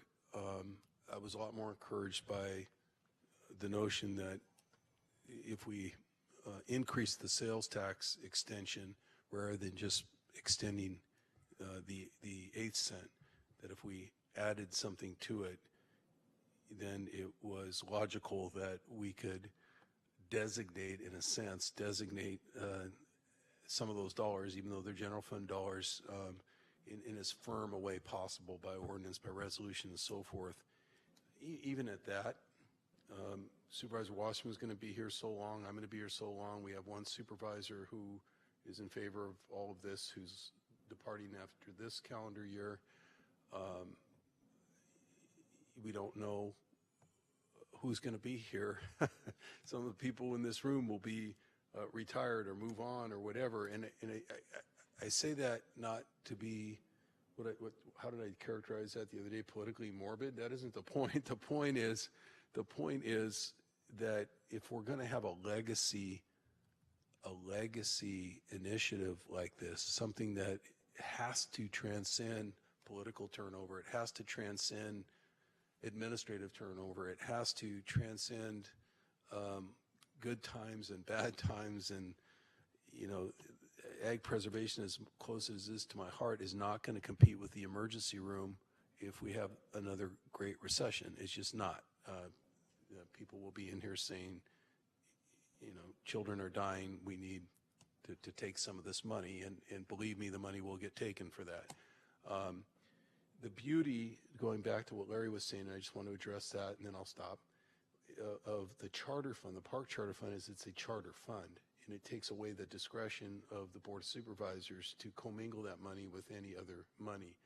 The second beauty of it is it's not a tax. It is a set-aside. It comes right off the top of our main source of revenue, which is property tax. it's not particularly pleasing to budget people and finance people who, over the long haul, have to make sure that emergency rooms stay open because they don't have the discretion anymore to use that money. And I think many of the professionals here prefer not to have their hands tied like that. But at some point, if the conservation community at large, be it environmental interests, be it farming interests, be it other people who are just political activists, want to leave a legacy measure here that can't be disrupted by political whim, then I think it's going to have to be embedded in the charter. And if we don't have the votes to put it on the ballot, then there's going to have to be the political will in the community to gather signatures and put it on as a referendum. That's my view, for whatever it's worth, having been an elected official since 1992. I mean, that's just basically what it will come down to. I don't know if they'll vote in the point in time we were at last Tuesday is a litmus test as to whether or not we could get a charter measure in 2020 on the ballot. But, you know, if you don't get the Board of Supervisors to do it in the spring or summer of an election year, the window closes for getting on the ballot, and you no longer have time to gather signatures for a referendum, so you're out for another 2 years. I mean, essentially, that's where we are right now.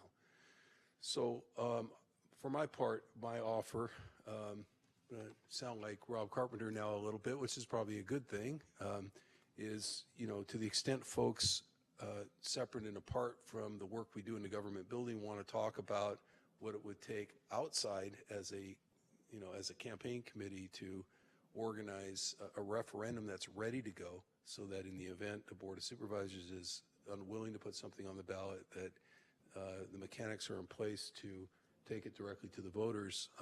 I'm more than willing to engage positively in those conversations in the future. So again, we can't do that planning here. We can't I don't think we're going to be paying for that polling here, but those are the kind of things that would need to be done. So I think the worst thing that could happen is to just get behind the curve, so to speak, and again, miss an entire window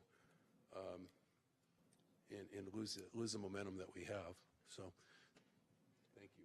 Thank you. And Aaron? Thanks, Mike. I guess one of the takeaways I got from being in the Ag Committee and listening to Mr. Carpenter talk about what's going on in Long Island is I kind of picture kind of a Venn diagram in terms of open space, water quality, and ag. And I think that some of the things that need to be looked at is how you provide that to the community. And one of the things that they've done that's so well, that seems to me like a light bulb application, is the Ag Valuation Committee, because you're talking about scarce dollars to start with, and try to say that this thing is going to be effective and productive, and it's going to be something that the community actually adheres to and wants to go ahead and promote and gets excited about. So if you can go ahead and assemble certain policies or certain parcels in this area to go ahead and actually begin something as an incubator type of a thing, then you might be able to start something that goes through the community, and it might actually take hold. That'd be my desire, because I'm in agriculture, and I think that there's valuation to it, and there's a lot of community valuation to it too, as well, as far as a balanced society and a balanced community. And there's a lot of health applications that go along with agriculture as far as you know, I see it. So I think that the Ag Valuation Committee might be helpful in terms of trying to go ahead and bridge some of those things out there in the community that people have an uneasiness about, whether it's a lack of education of where their food comes from, or actually the quality of life that agriculture provides for the community, and that's something that might be helpful from my perspective. Thank you. Good question, please. I just wanted to ask you to clarify. You mean essentially, I think the Ag Valuation Committee that they're using in Long Island was sort of a post bucket of money committee that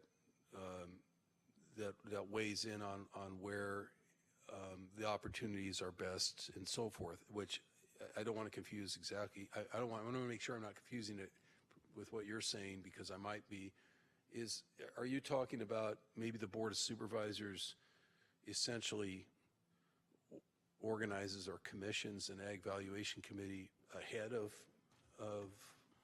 going anywhere with funding measures to get out into the community and try Well, to set the stage for that? Is that what you're? I don't know if procedurally I might be out of place on trying to go ahead and suggest something like this, but I think that in terms of what they were doing, in terms of trying to identify parcels that are contiguous, that are actually productive parcels in terms of agricultural production as it is now, availability towards water, those types of things are important to go ahead and identify. And I think that Rob has identified 12,000 acres that could be set aside, and that's $500 million. Now, if I look at that and try to sell that to the public, say, hey, we need to raise $500 million, we're going to go ahead and do sales tax on you, we're really getting a lot of feedback on that.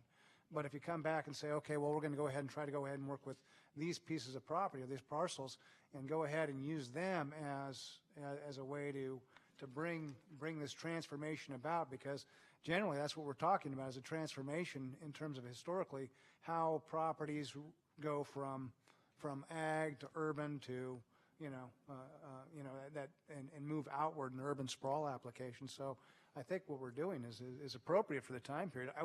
I'd hate to see this truncated because of, number one, time, and is also because of a lack of being able to go ahead and provide for funding for this transformation to take place. And I haven't really answered your question, Dave, in terms of how that goes, but I see that as a real key component in terms of trying to make this work within the community. And I'm glad I think we should all keep discussing, the whole sequence is really what we're both talking about here, questioning. And I had the experience in the late 1990s of being put in charge of building the first new high school in the Valley in 25 years, but there was no money. And so we need to raise $80 million, and we need to get people to vote for that who did not live in that area, because it was in the East Side High School District, which covered 187,000 voters, but the high school, of course, was only going to be on one 47-acre parcel for one, looked like it was going to be for one community. And one of the things that came up that somebody had the good idea to do was to create the school site council long before we ever went to the ballot, to get the community involved in the whole design process. And it became such a tremendous buy-in because of the 24 or so people who represent the community at large, who would go then went out to the community and say, this is ours and this is why you need to support it. It really changed the complexion of, and the empowerment of the community. It wasn't a top-down, it didn't end up being a top-down request from 5 members of a school board saying, please give us $80 million. It was a community coming forward saying, we've set the specifications up for this. We believe in it. You should believe in it too. So that was sort of the nature of my question. I thought maybe you were going down that path a little bit. Yeah, I think that's a good path to go to. I think it's a grassroots application, and I think that if the community understands what we're trying to talk about and trying to do, and in terms of this transformation and bring things about, I think the community will actually support that. I just believe that the time is right to do that. Thank you. Thank you. So please make a note that Aaron suggests grassroots. Okay. Thank you. Kevin. Thank you. If we may, I'd like to return briefly to the TDR concept and some questions for you, Rob, regarding transfer development right programs. Do you anticipate there would be interest from either of, well, any of the cities that join the ARA in participating in a transfer development program, or could it be done even just within the unincorporated area? Is there a receiving area within the unincorporated county? Aren't easy questions. Well, the 3 cities that border the area, I mean, it's my sense, and we haven't talked a lot with San Jose planners, is it's that genre of trying to incentivize development and through their zoning and general plan, and now requiring a fee for it is sort of anathema to that effort. We have been working with Morgan Hill consistently on ag preservation. I know there's been discussion there of a potential. They have a very regulated growth policy on how they do growth, and so it'd have to comport with that. And honestly, I just don't know with Gilroy. So I just know in general, due to the need to that collaboration and to have a binding agreement on how it works and not having an apt market, it's hard to stand up. With respect to rural, it starts to present, a bigger question on rural land use. I mean, generally our policies, as Task Force Member Pravetti mentioned, dissuade any higher density urban development in rural areas. And we have areas with higher density. If you go to San Martin, you'll see areas where it doesn't look like open fields.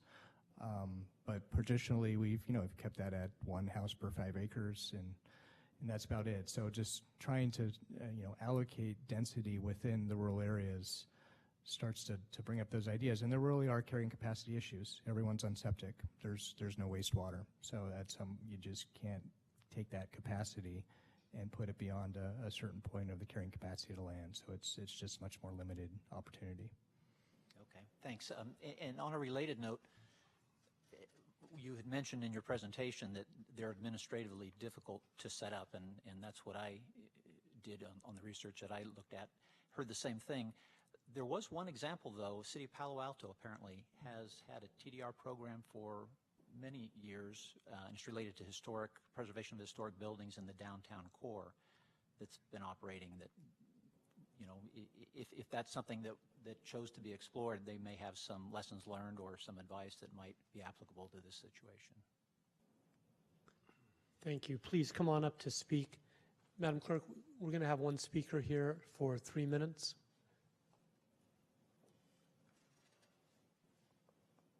And you can go right over here there's a built-in microphone. Just trust it. Okay, right here? Yeah. Thank you, Supervisor. For the record, Anthony Eula from the City of Morgan Hill. Mr. O'Day, thanks for the question. I would like to point out that theoretically, any jurisdiction could accept higher density and require some payment for that. Perhaps the town of Los Gatos would be anxious in the North 40 to further densify what's going on there. And I joke because obviously that's not terribly exciting to Ms. Pravetti, nor is it exciting in the South County cities. You have 2 of your colleagues up here who live in the incorporated boundaries of the city of Morgan Hill. 3, pardon me. A couple more that live on the outskirts. And, we're already densifying. We're already seeing a lot of infill development, which we are hearing via, in lots of forums, is not Morgan Hill. So everything is attached, everything is 2-story, if not 3, in one case 4. So density is already being pushed as much as I think it can politically be pushed, and others can comment as well. You've heard, and in our plans, you'll see the initials TDR mentioned, and those are primarily thinking about development in the unincorporated territory, as you mentioned, Mr. O'Day. Not necessarily the easiest idea, but something that was envisioned when we had developed our ag plan was that giving up some farmland in exchange for preserving other farmland. I know that's not a universally applauded concept, but that was the TDR concept that you'll see in the City of Morgan Hills documents. Thanks. Thank you. Any other speakers? We'll close that portion. Bill. Yeah. I guess Tony pretty much said some of the things that I was going to say. I think I'm interested in the short-term strategy. I'm afraid that if things go on the way they have with us, that it'll be gone.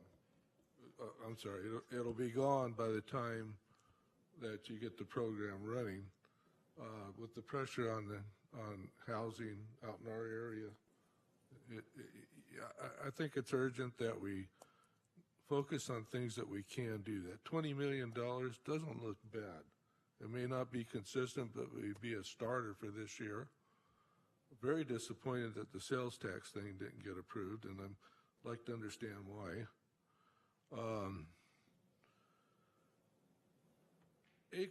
The acreage that's out there is getting consumed while we talk and while we work.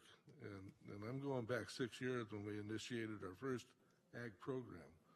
And in the meantime, the smaller parcels have to be looked at a little bit differently than the larger. I think we heard from Mr. Carpenter here that 70-acre average. Well, you can do that in certain areas, but you got to have this whole program. And I think the TDR was ignored here in the short term. I think it really has to be looked at closely. I think it works right around the city of Gilroy, around the city of Morgan Hill, that we need those kind of programs. We need those kind of programs to make this happen. I think we need, on this task force, that we need a couple, maybe a committee to work with Rob and look and delve into. We've done a lot of studies on trying to get to the interior places and fill out the city on transfer and development rights.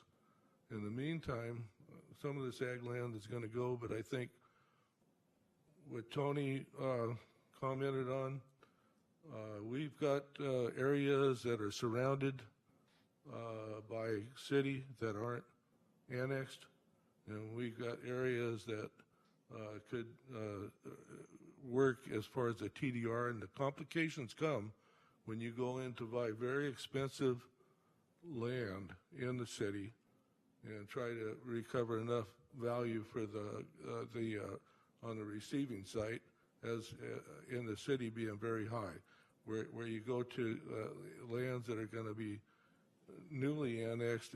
It seemed to work. We have a program. I'd like to see a couple members or a little to working with Rob and the county, and let's take a real close look at the short term. I heard something about 2% transfer tax. Is that on the table? I'm not sure. I can respond through the chair. Yeah, our research unfortunately did show that there's no option to increase the transfer tax. The Santa Clara County is at the top rate allowed by the state at the moment. Okay, it's something that unfortunately it seemed like Mr. Carpenter said that worked well, and it was a valuable place, and maybe we should be looking at the state, but that's long term again, because doing anything to change things. We also have a policy in the county where they don't, on our land or in other lands that are in the A20 zoning, we have a problem because we can't cluster. And I think cluster development is another thing that will preserve agriculture that's not looked at heavily enough here. And the county has some rules I think that could be easily changed. We got to look at the short term. This long-term stuff isn't going to make it. We're not going to have the money. You're not going to be. I'd like to save as much ag land in South County as we can. And I think the only way we can do that is by looking closer and harder at these programs that I mentioned. Thank you. Thank you. First Larry, then Jeff. We'll go down. So I'm confused by this transfer development rights. You're going to allow higher density on some county land in exchange for money to buy other land? Is that what this? Rob? Yeah, I mean, it's all about sending and receiving zones. So, I mean, one concept is to partner with cities, and the sending zone is into city centers and higher density development. I know it has been discussed of trying to transfer within the county. And so I believe a few of the task force members mentioned that. Again, from a planner's perspective, general plan, we just have real resource capacity issues on trying to densify land that has no sewers, no water systems. Because I'm concerned that if you allow higher density on any unincorporated land, then that makes other landowners think that they can get higher density too, which would make the price of the land higher. And since you're driving up the cost of the land, then the cost of getting the agricultural easements would go up, and that seems like it would be self-defeating. You need to have I think you need to have a consistent zoning policy. Keep the policy as it is, because that reduces the desire of the speculators to think that they can get more value from the land. That's what we're here for tonight, is to get opinions. Thank you. Jeff, and then Julie. Well, I was really interested when Mr. Carpenter said one thing that tickled my brain. That was the fact that in Long Island, sometimes land speculators are approaching the agency to consider doing a deal for agricultural preservation. And really what that just reminds us all of is the fact that the only way we're going to preserve ag land is by making it more financially advantageous than building buildings on it. So although, you know, zoning regulations and what I'll call zoning tricks maybe will help around the edge, if you don't fundamentally change the game such that it's more profitable for landowners to continue agricultural uses than it is to sell the land to build buildings, I don't think you really are going to accomplish much in the long run. So I really think we need to figure out some sustainable funding source that will help us to do that. Because at least from what I know of farming, which is I eat, farming relies on the belief that and the fact that your land is your most valuable resource that you not only need now, but you need for your family in the future.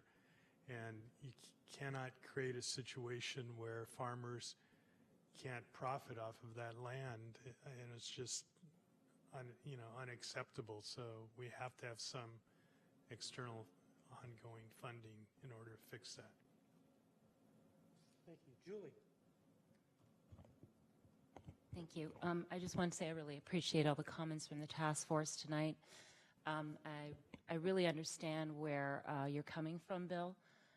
I really appreciate your comments. I think that, yes, indeed, we do need funds, and we need to be thinking about how to get those as quickly as possible. As we speak, and I think Aaron mentioned this, the American Farmland Report that came out, nationally we lose 3 acres a minute of farmland. So, as we speak, I can't calculate right now, but we're losing them as I'm speaking. So the one thing I do want to keep our eye on the ball about is while we look at short-term strategies, I don't want us to be implementing something in the long term that hurts us, that really comes back to bite us.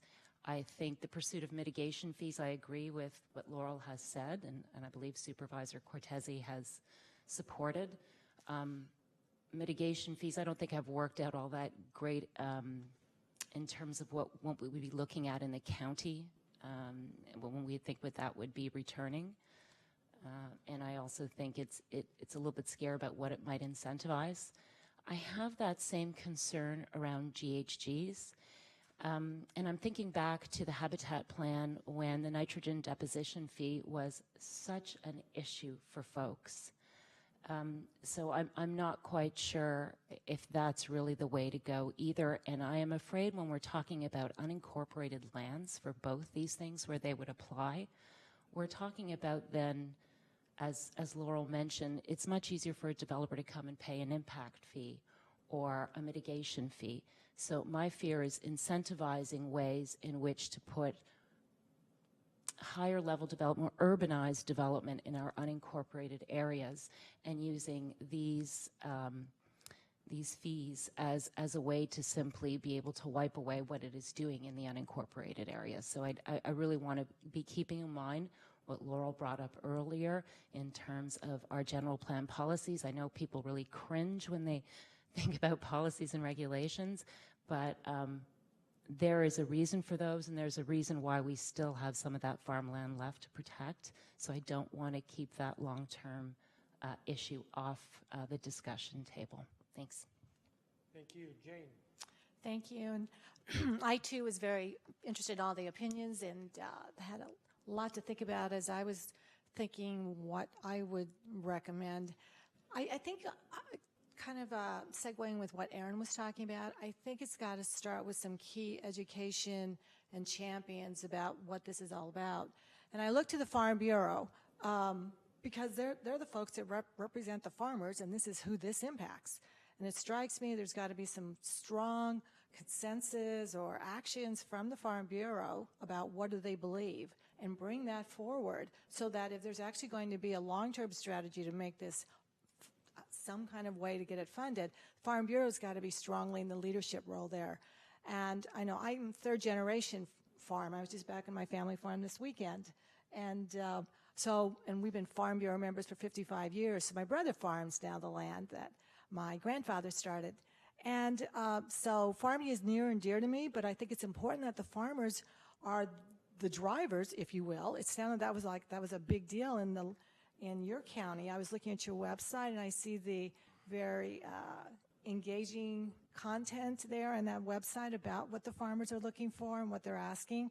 And if the county here, in this county, wants to make something happen and it's affecting those farmers and we want to see our agriculture thrive, we've got to have that strong voice from those that are being impacted. I'd like to comment on what Jeffrey was saying. If you can buy this land and show that you can pay, a lot of us want to stay in farming and a lot of us want to do this. I'm not saying everybody. There's some speculated land out there you're not going to get right away, but if you can buy this land at today's value, and that's what's important, and be able to hold on, and the farmer be able to hold on, like what I heard from Long Island,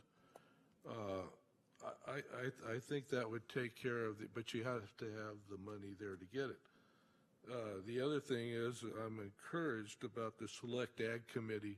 I think here I'd like to get a motion going that we get some Farm Bureau members involved and we get a committee to really examine how to get this money rolling in and where it should go. So I don't know if anybody's interested in making a motion to do that. I would like to put it out there. Liz Supervisor Cortese. Well, I guess you made a motion, so we need to have a second so we can continue the discussion. I'm happy to second it for discussion. It's also possible for, now that we have a second, let me just say, it's also possible for us to delegate to either the staff. We have two chairs here, so it's convenient and inconvenient at the same time because they notice these meetings, the county, we notice these meetings as also as committee meetings of our Housing, Land Use, and Transportation Committee, which means the two of us are a quorum. So ordinarily, I would say, if it's all right with you, Supervisor Wasserman and I would, if it's all right with all of you, would maybe select a couple of people to be on an ad hoc committee. We can't talk like that in between meetings, but maybe we could have the planning department, work with you on that. You particularly, you're essentially representing the Farm Bureau and farmers, but and whoever else wants to be in an initial discussion with the planning department. I think we can go up to a couple, 2 or 3 people without having a Brown Act violation. Is that right, Council? Just to have an ad hoc group work with Rob Eastwood. Correct. You could have a temporary ad hoc committee of less than a quorum, so less than 7. I don't know if there's a show of hands of a couple people besides you, Tim, that would be willing to. So there's 3. Anybody on this side? 4 or 5? Is that max? Are we maxed out at 5? Maxed out at 6. Up to 6. Okay, 1 more. Anyone? 5's enough. 5's a good odd okay, number. so those that raised their hand, maybe just as we conclude the meeting, if that meets your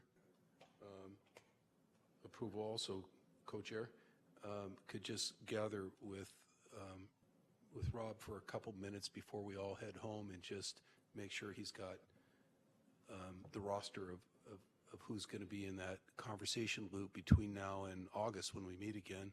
And I think it's a great idea to zoom in a little bit. It gives you an opportunity, give us an opportunity to get some work done in between meetings. And we don't need to send anything to the Board of Supervisors right now. The Board of Supervisors is recessed in July. We don't have this election cycle is is already past us as far as getting anything on the ballot. So maybe we come back into the Board of Supervisors after this committee works for a while in September, after the next task force meeting at the earliest, and come back here first, and then then talk about going to the Board of Supervisors in the fall.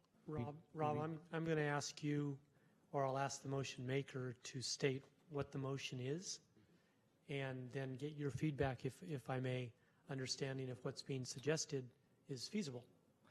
Right, and I'd say, number one, happy to work with the task force members. Number two, in our estimation, this is the number one question of the whole ag plan is the funding. So it's not a small issue at all.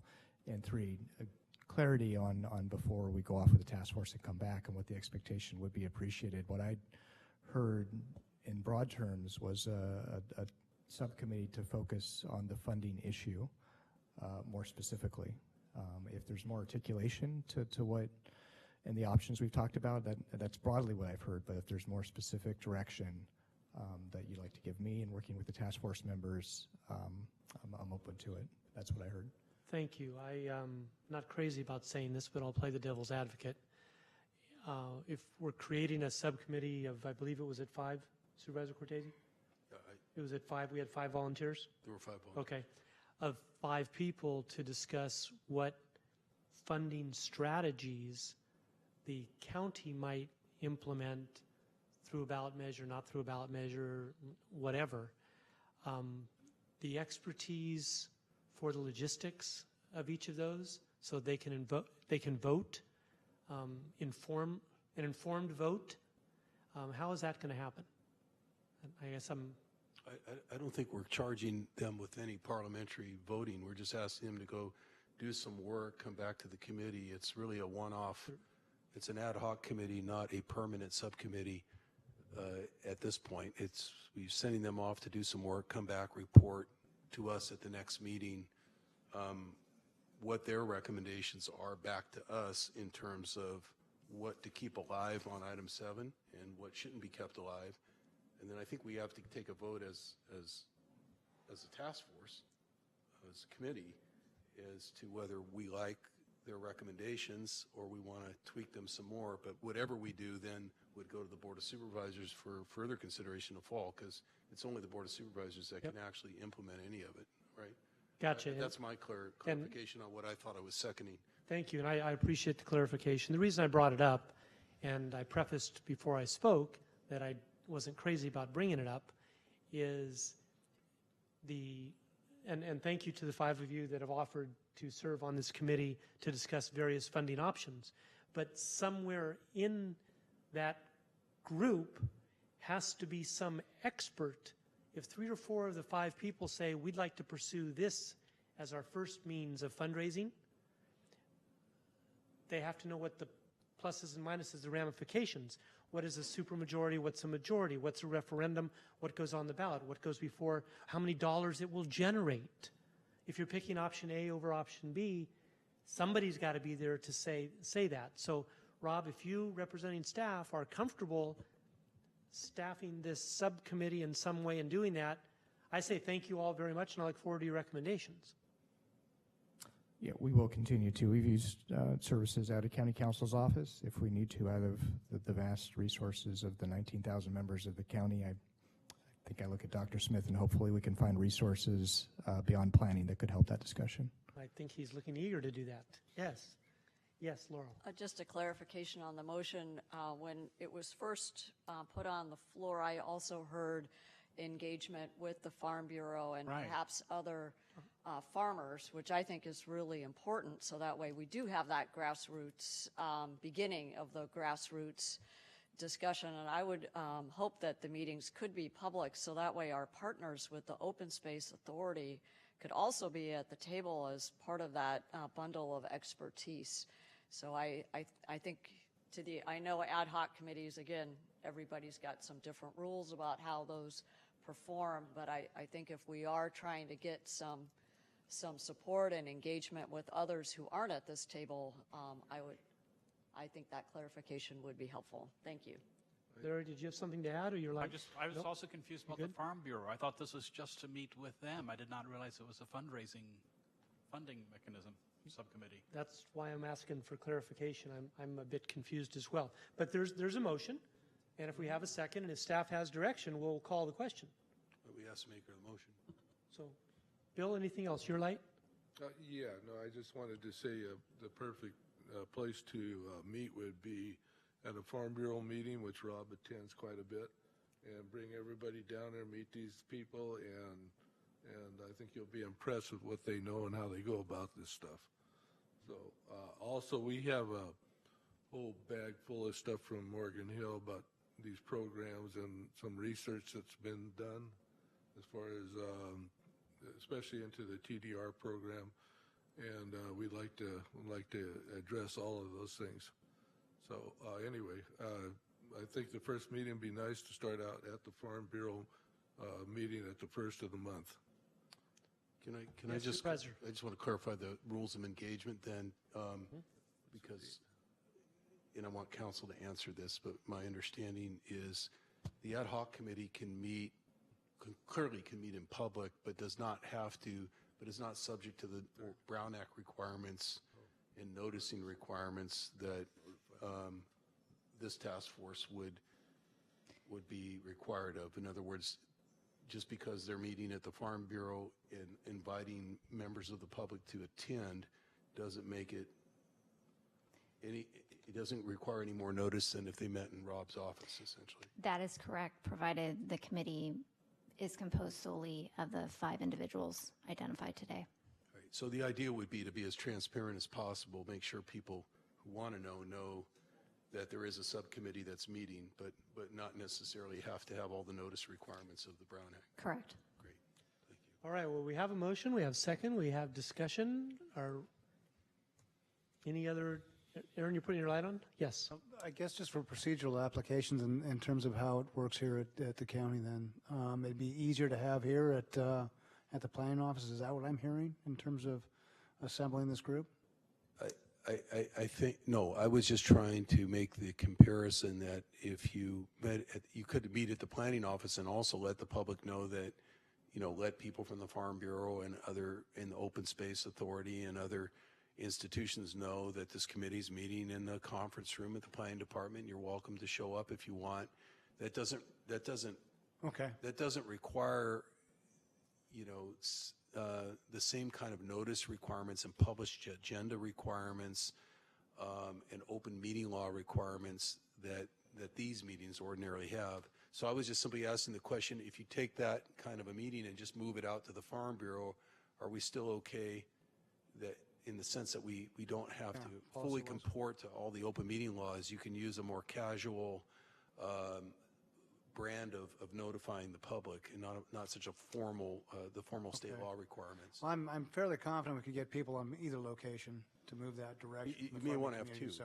I mean, I think the safe rule of thumb I always feel is when you form an ad hoc committee, let them decide, where they want to meet, who they want, how they want to conduct the temporary affairs of the ad hoc committee. But you may want to have, I know Tim said an initial meeting at the Farm Bureau implies maybe you have a second meeting or a third meeting at some point right here in the county building. Thank you. Yeah.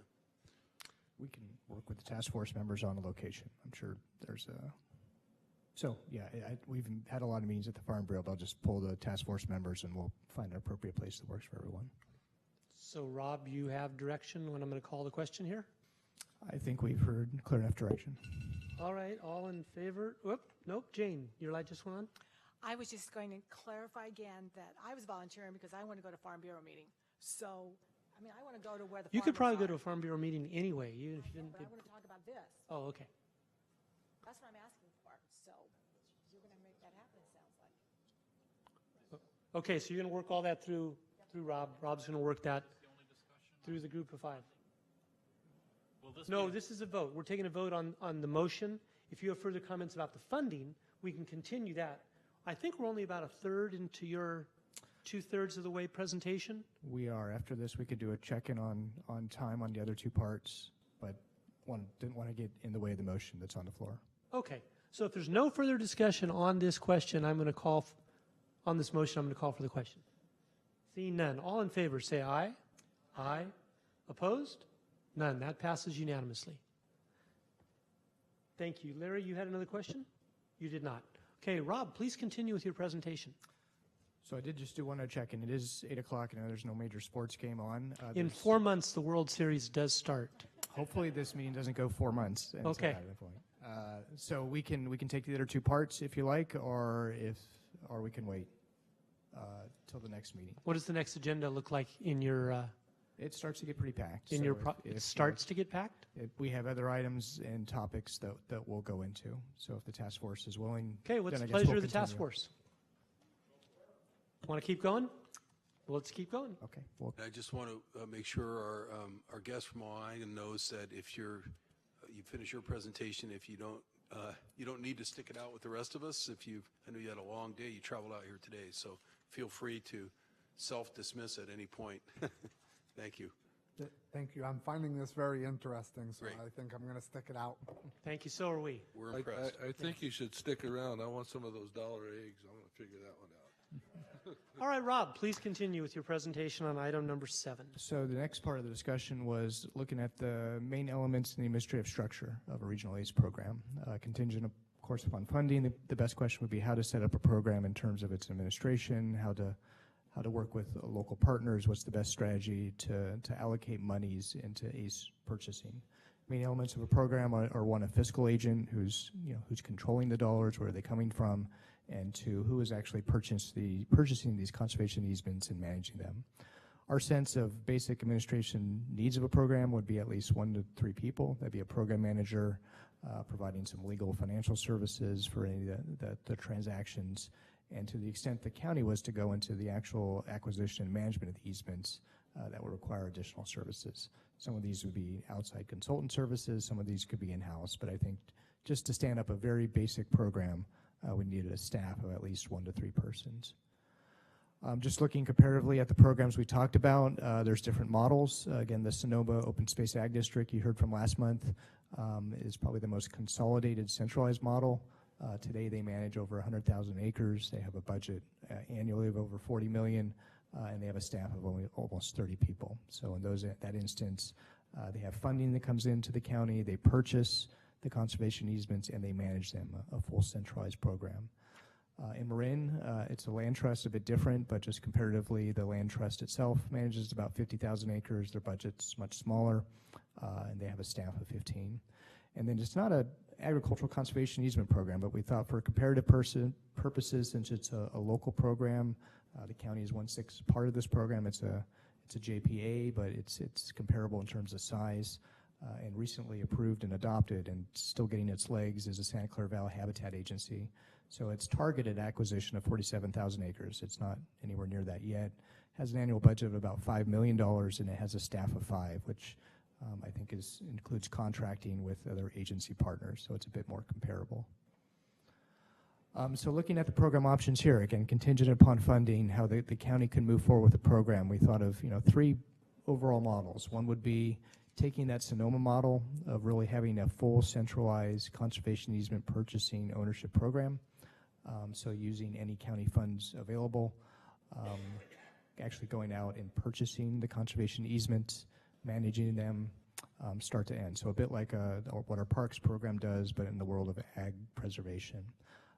The service we currently don't provide in the county. There's no department that focuses on holding conservation easements, so it'd be a new service model and likely some sort of a new sub-department or department. And really to purchase and hold and manage those easements would take a bigger administrative lift. We're estimating at least perhaps 5 to 10 staff members to get that going. The other side of the equation would be the county just to only act as that fiscal agent. So the county would be managing the money, and the county would set the terms, the priority, the criteria for purchasing conservation easements.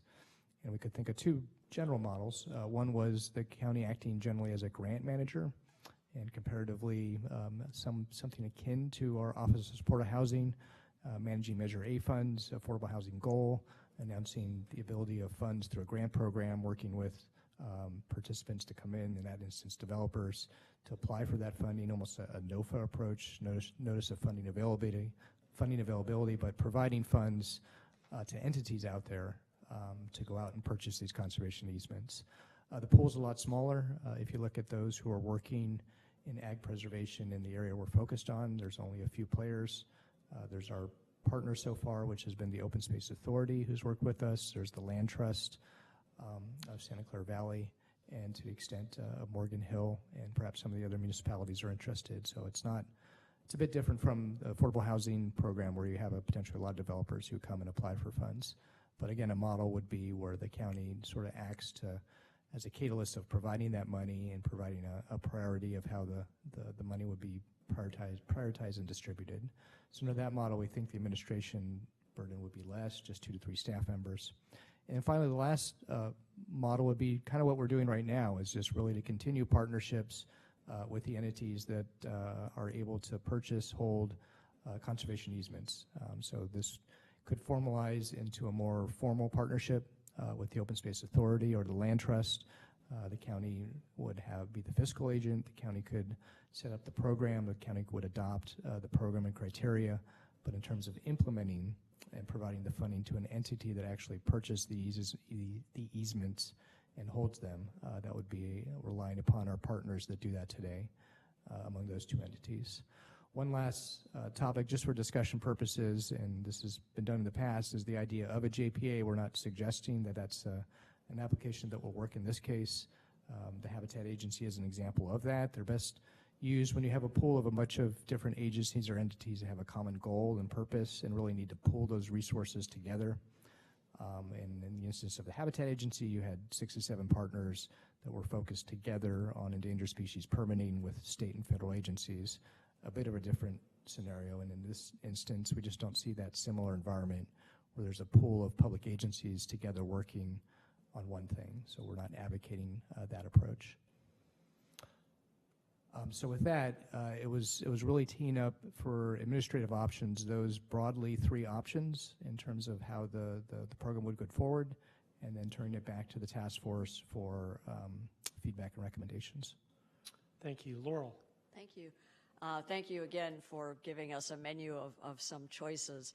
I think just recognizing the role of the county and all the other responsibilities that the county has, it seems to me that the partnership model is the most viable, at least for this county. And I just had a question. I'm curious to what extent the Open Space Authority has indicated its interest in a partnership. Thank you. I'd ask the executive director of the Open Space Authority to come forward, perhaps.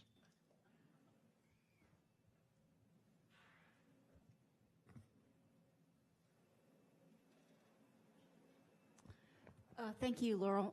We have had some preliminary discussions with the county about this model. There would be some steps necessary to put it into action. We are already doing easement acquisition with agricultural landowners as well as open space purchases. We have the title review and the appraisal review and the GIS and a lot of this. So we could work with the county very effectively on that. So I think it would just be something we should kind of give guidance. The task force could give guidance to the staff about this, but then we could continue to look at this more closely through the state grant that was given to the county to formalize the program. So that's probably what I would recommend that we do. But in any event, I think regardless of these choices you lean toward recommending, there will be a need for some additional staff resources. Good. Kevin. Thank you, Supervisor Wasserman. I would agree that the partnership model, from my perspective, would probably be the most efficient with a new program, starting up with a program. I think having flexibility is important, and also the lower administrative costs, not just for the county, but for a partner organization such as the Land Trust. Alternative number 2 would require, an annual grant program where organizations would apply for grants, whereas under a partnership model, that annual cycle could be eliminated through the use of an MOU. Anybody else? Any other comments? Seeing none. Please, Supervisor Cortese. I'll put I'm open to this partnership model, obviously, without, devil's in detail, as they say. I doubt that any of the models are going to be any more efficient for the county than another in terms of cost, because, my experience here is basically we pay, and whether we contract out or do things in-house. That's just my experience. I'm still, after 9 years, waiting for partners to come to us and say, we want to give you $25 million to be our partner. Hasn't happened yet. But that said, I think, either the centralized model or the partnership model is, where to go with it. I imagine that even in a centralized model in Sonoma, if we probed a little bit more, that there's a lot of partnership and, things going on by way of contract that make it a little less centralized than this outline indicates. But anyway, for whatever it's worth, I'd be open to further exploration of 1 and 3. Please continue. Okay, last discussion point. So these were just other considerations that we saw in Standing Up an ACE program, and we wanted to put forward this state just for discussion and feedback. One had to do with just the flexibility in how you approach conservation. I think the priority is to keep the farmer on the land. The beauty of the conservation easement is it monetizes that capital value, but the farmer keeps farming the land, and the property isn't bought away from them. They maintain ownership of that land. But we do know that there are certain situations where landowners want to walk away, and it might require a fee title purchase. Often in those instances, and I know the Open Space Authority's done this, you can buy the land, you can record an easement on it, and then sell it back to a farmer. Or there's even instances if the county's interested in an incubation program, holding fee title of that land and then selling out portions, not selling out, but making available portions of that land for starting farmers. So one thought was just having that flexibility available to the program in terms of the transactions that are used for farmland preservation. That was number one. Number two, this is used in Marin, and it's a discussion that we've looked, that has come up in other programs. It's a requirement under conservation easements of a mandatory agricultural use. So these are easements that mandate that the property be farmed continuously for forevermore. Our sense is that's a very sensitive topic. It has been used successfully, and we know there's supporters of it. At the same end, it has to be considered very carefully. It changes the value of the easement, of course.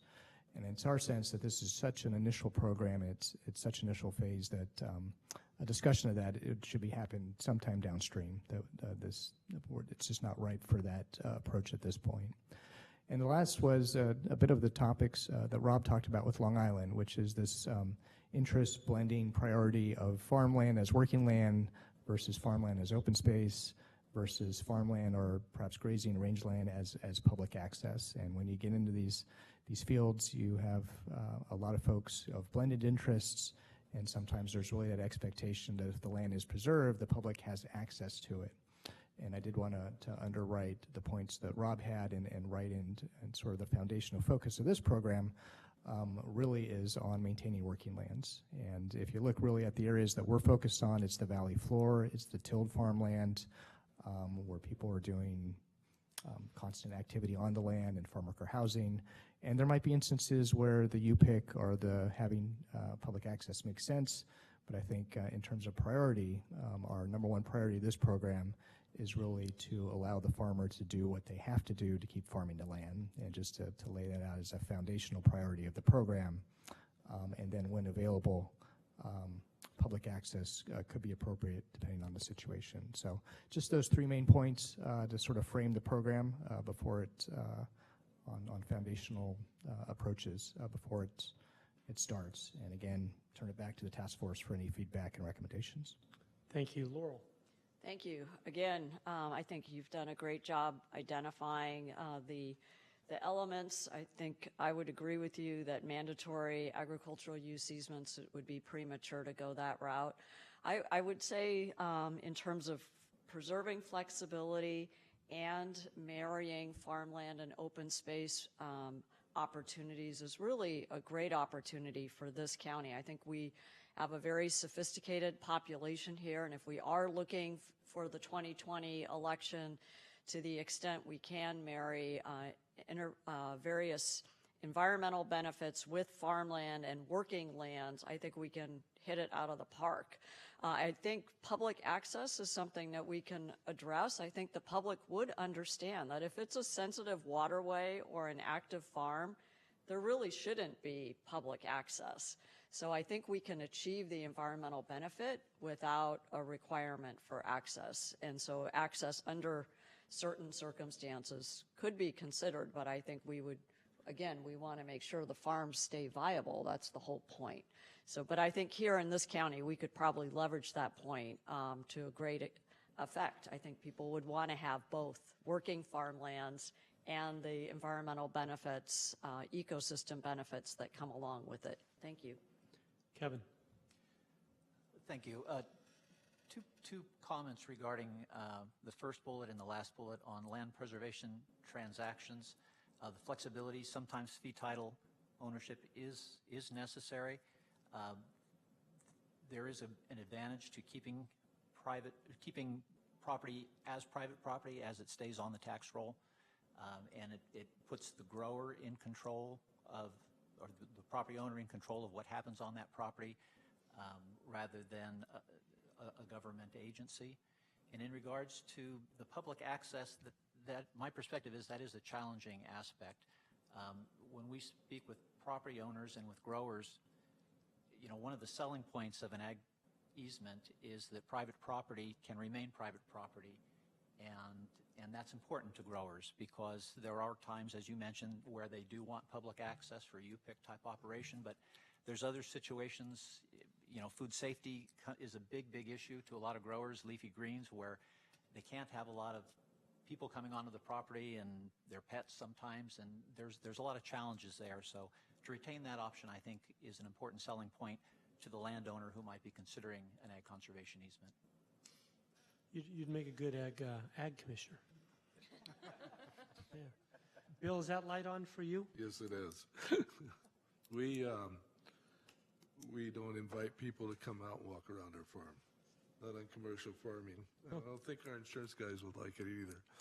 But we do invite people when it comes time to pick the crop. And we got a cherry deal that Borello's doing, and all the people that want to pick their own cherries and pay for them, they can come over. You know, so, and I also think that if we're short of labor, you know, if the guy wants to put a hole in his hand, come out there and see us, come on over, you know. Okay, that's all I had to say. I can see you doing free-range chickens now, though. Larry. All right, we're getting nutty here. Let's go. Larry. Just point out there's a county trail master plan, so there are a few trails that go from the valley floor up to the mountains. So I hope there'll be a few easements here and there for trail access. Gotcha. Thank you. Aaron. Just to echo in the farming community, I think the one thing it doesn't want to do is actually be separated from market opportunities because we're so close to the market and what people want to buy and do. So I think if there's anything in this, just not to be prohibitive of certain agricultural methods or agricultural products being produced, I think that'd be the only thing that a grower might have something against, whether it's Farm Bureau or California Farm Bureau. So that's it. Understood. Thank you, Rob.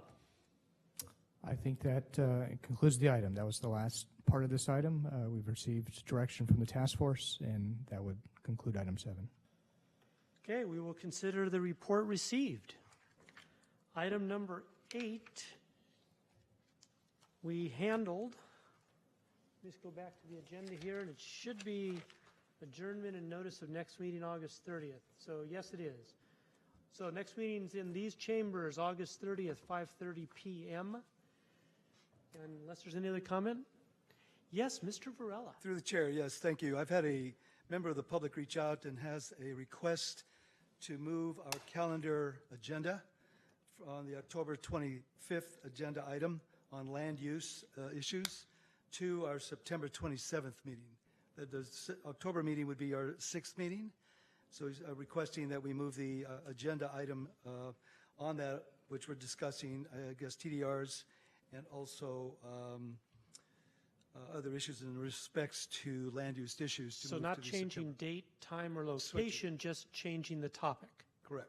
And On added to the September calendar versus the October calendar. Rob, you want to look at that and get back to us, what that does to your, We could take a look and report back next month, if that makes sense. Thank you. yep, I know you plan things out for a purpose and Right. all the rest, so we've got that. Thank Any other comments? I'm not going to wait any longer, meeting adjourned.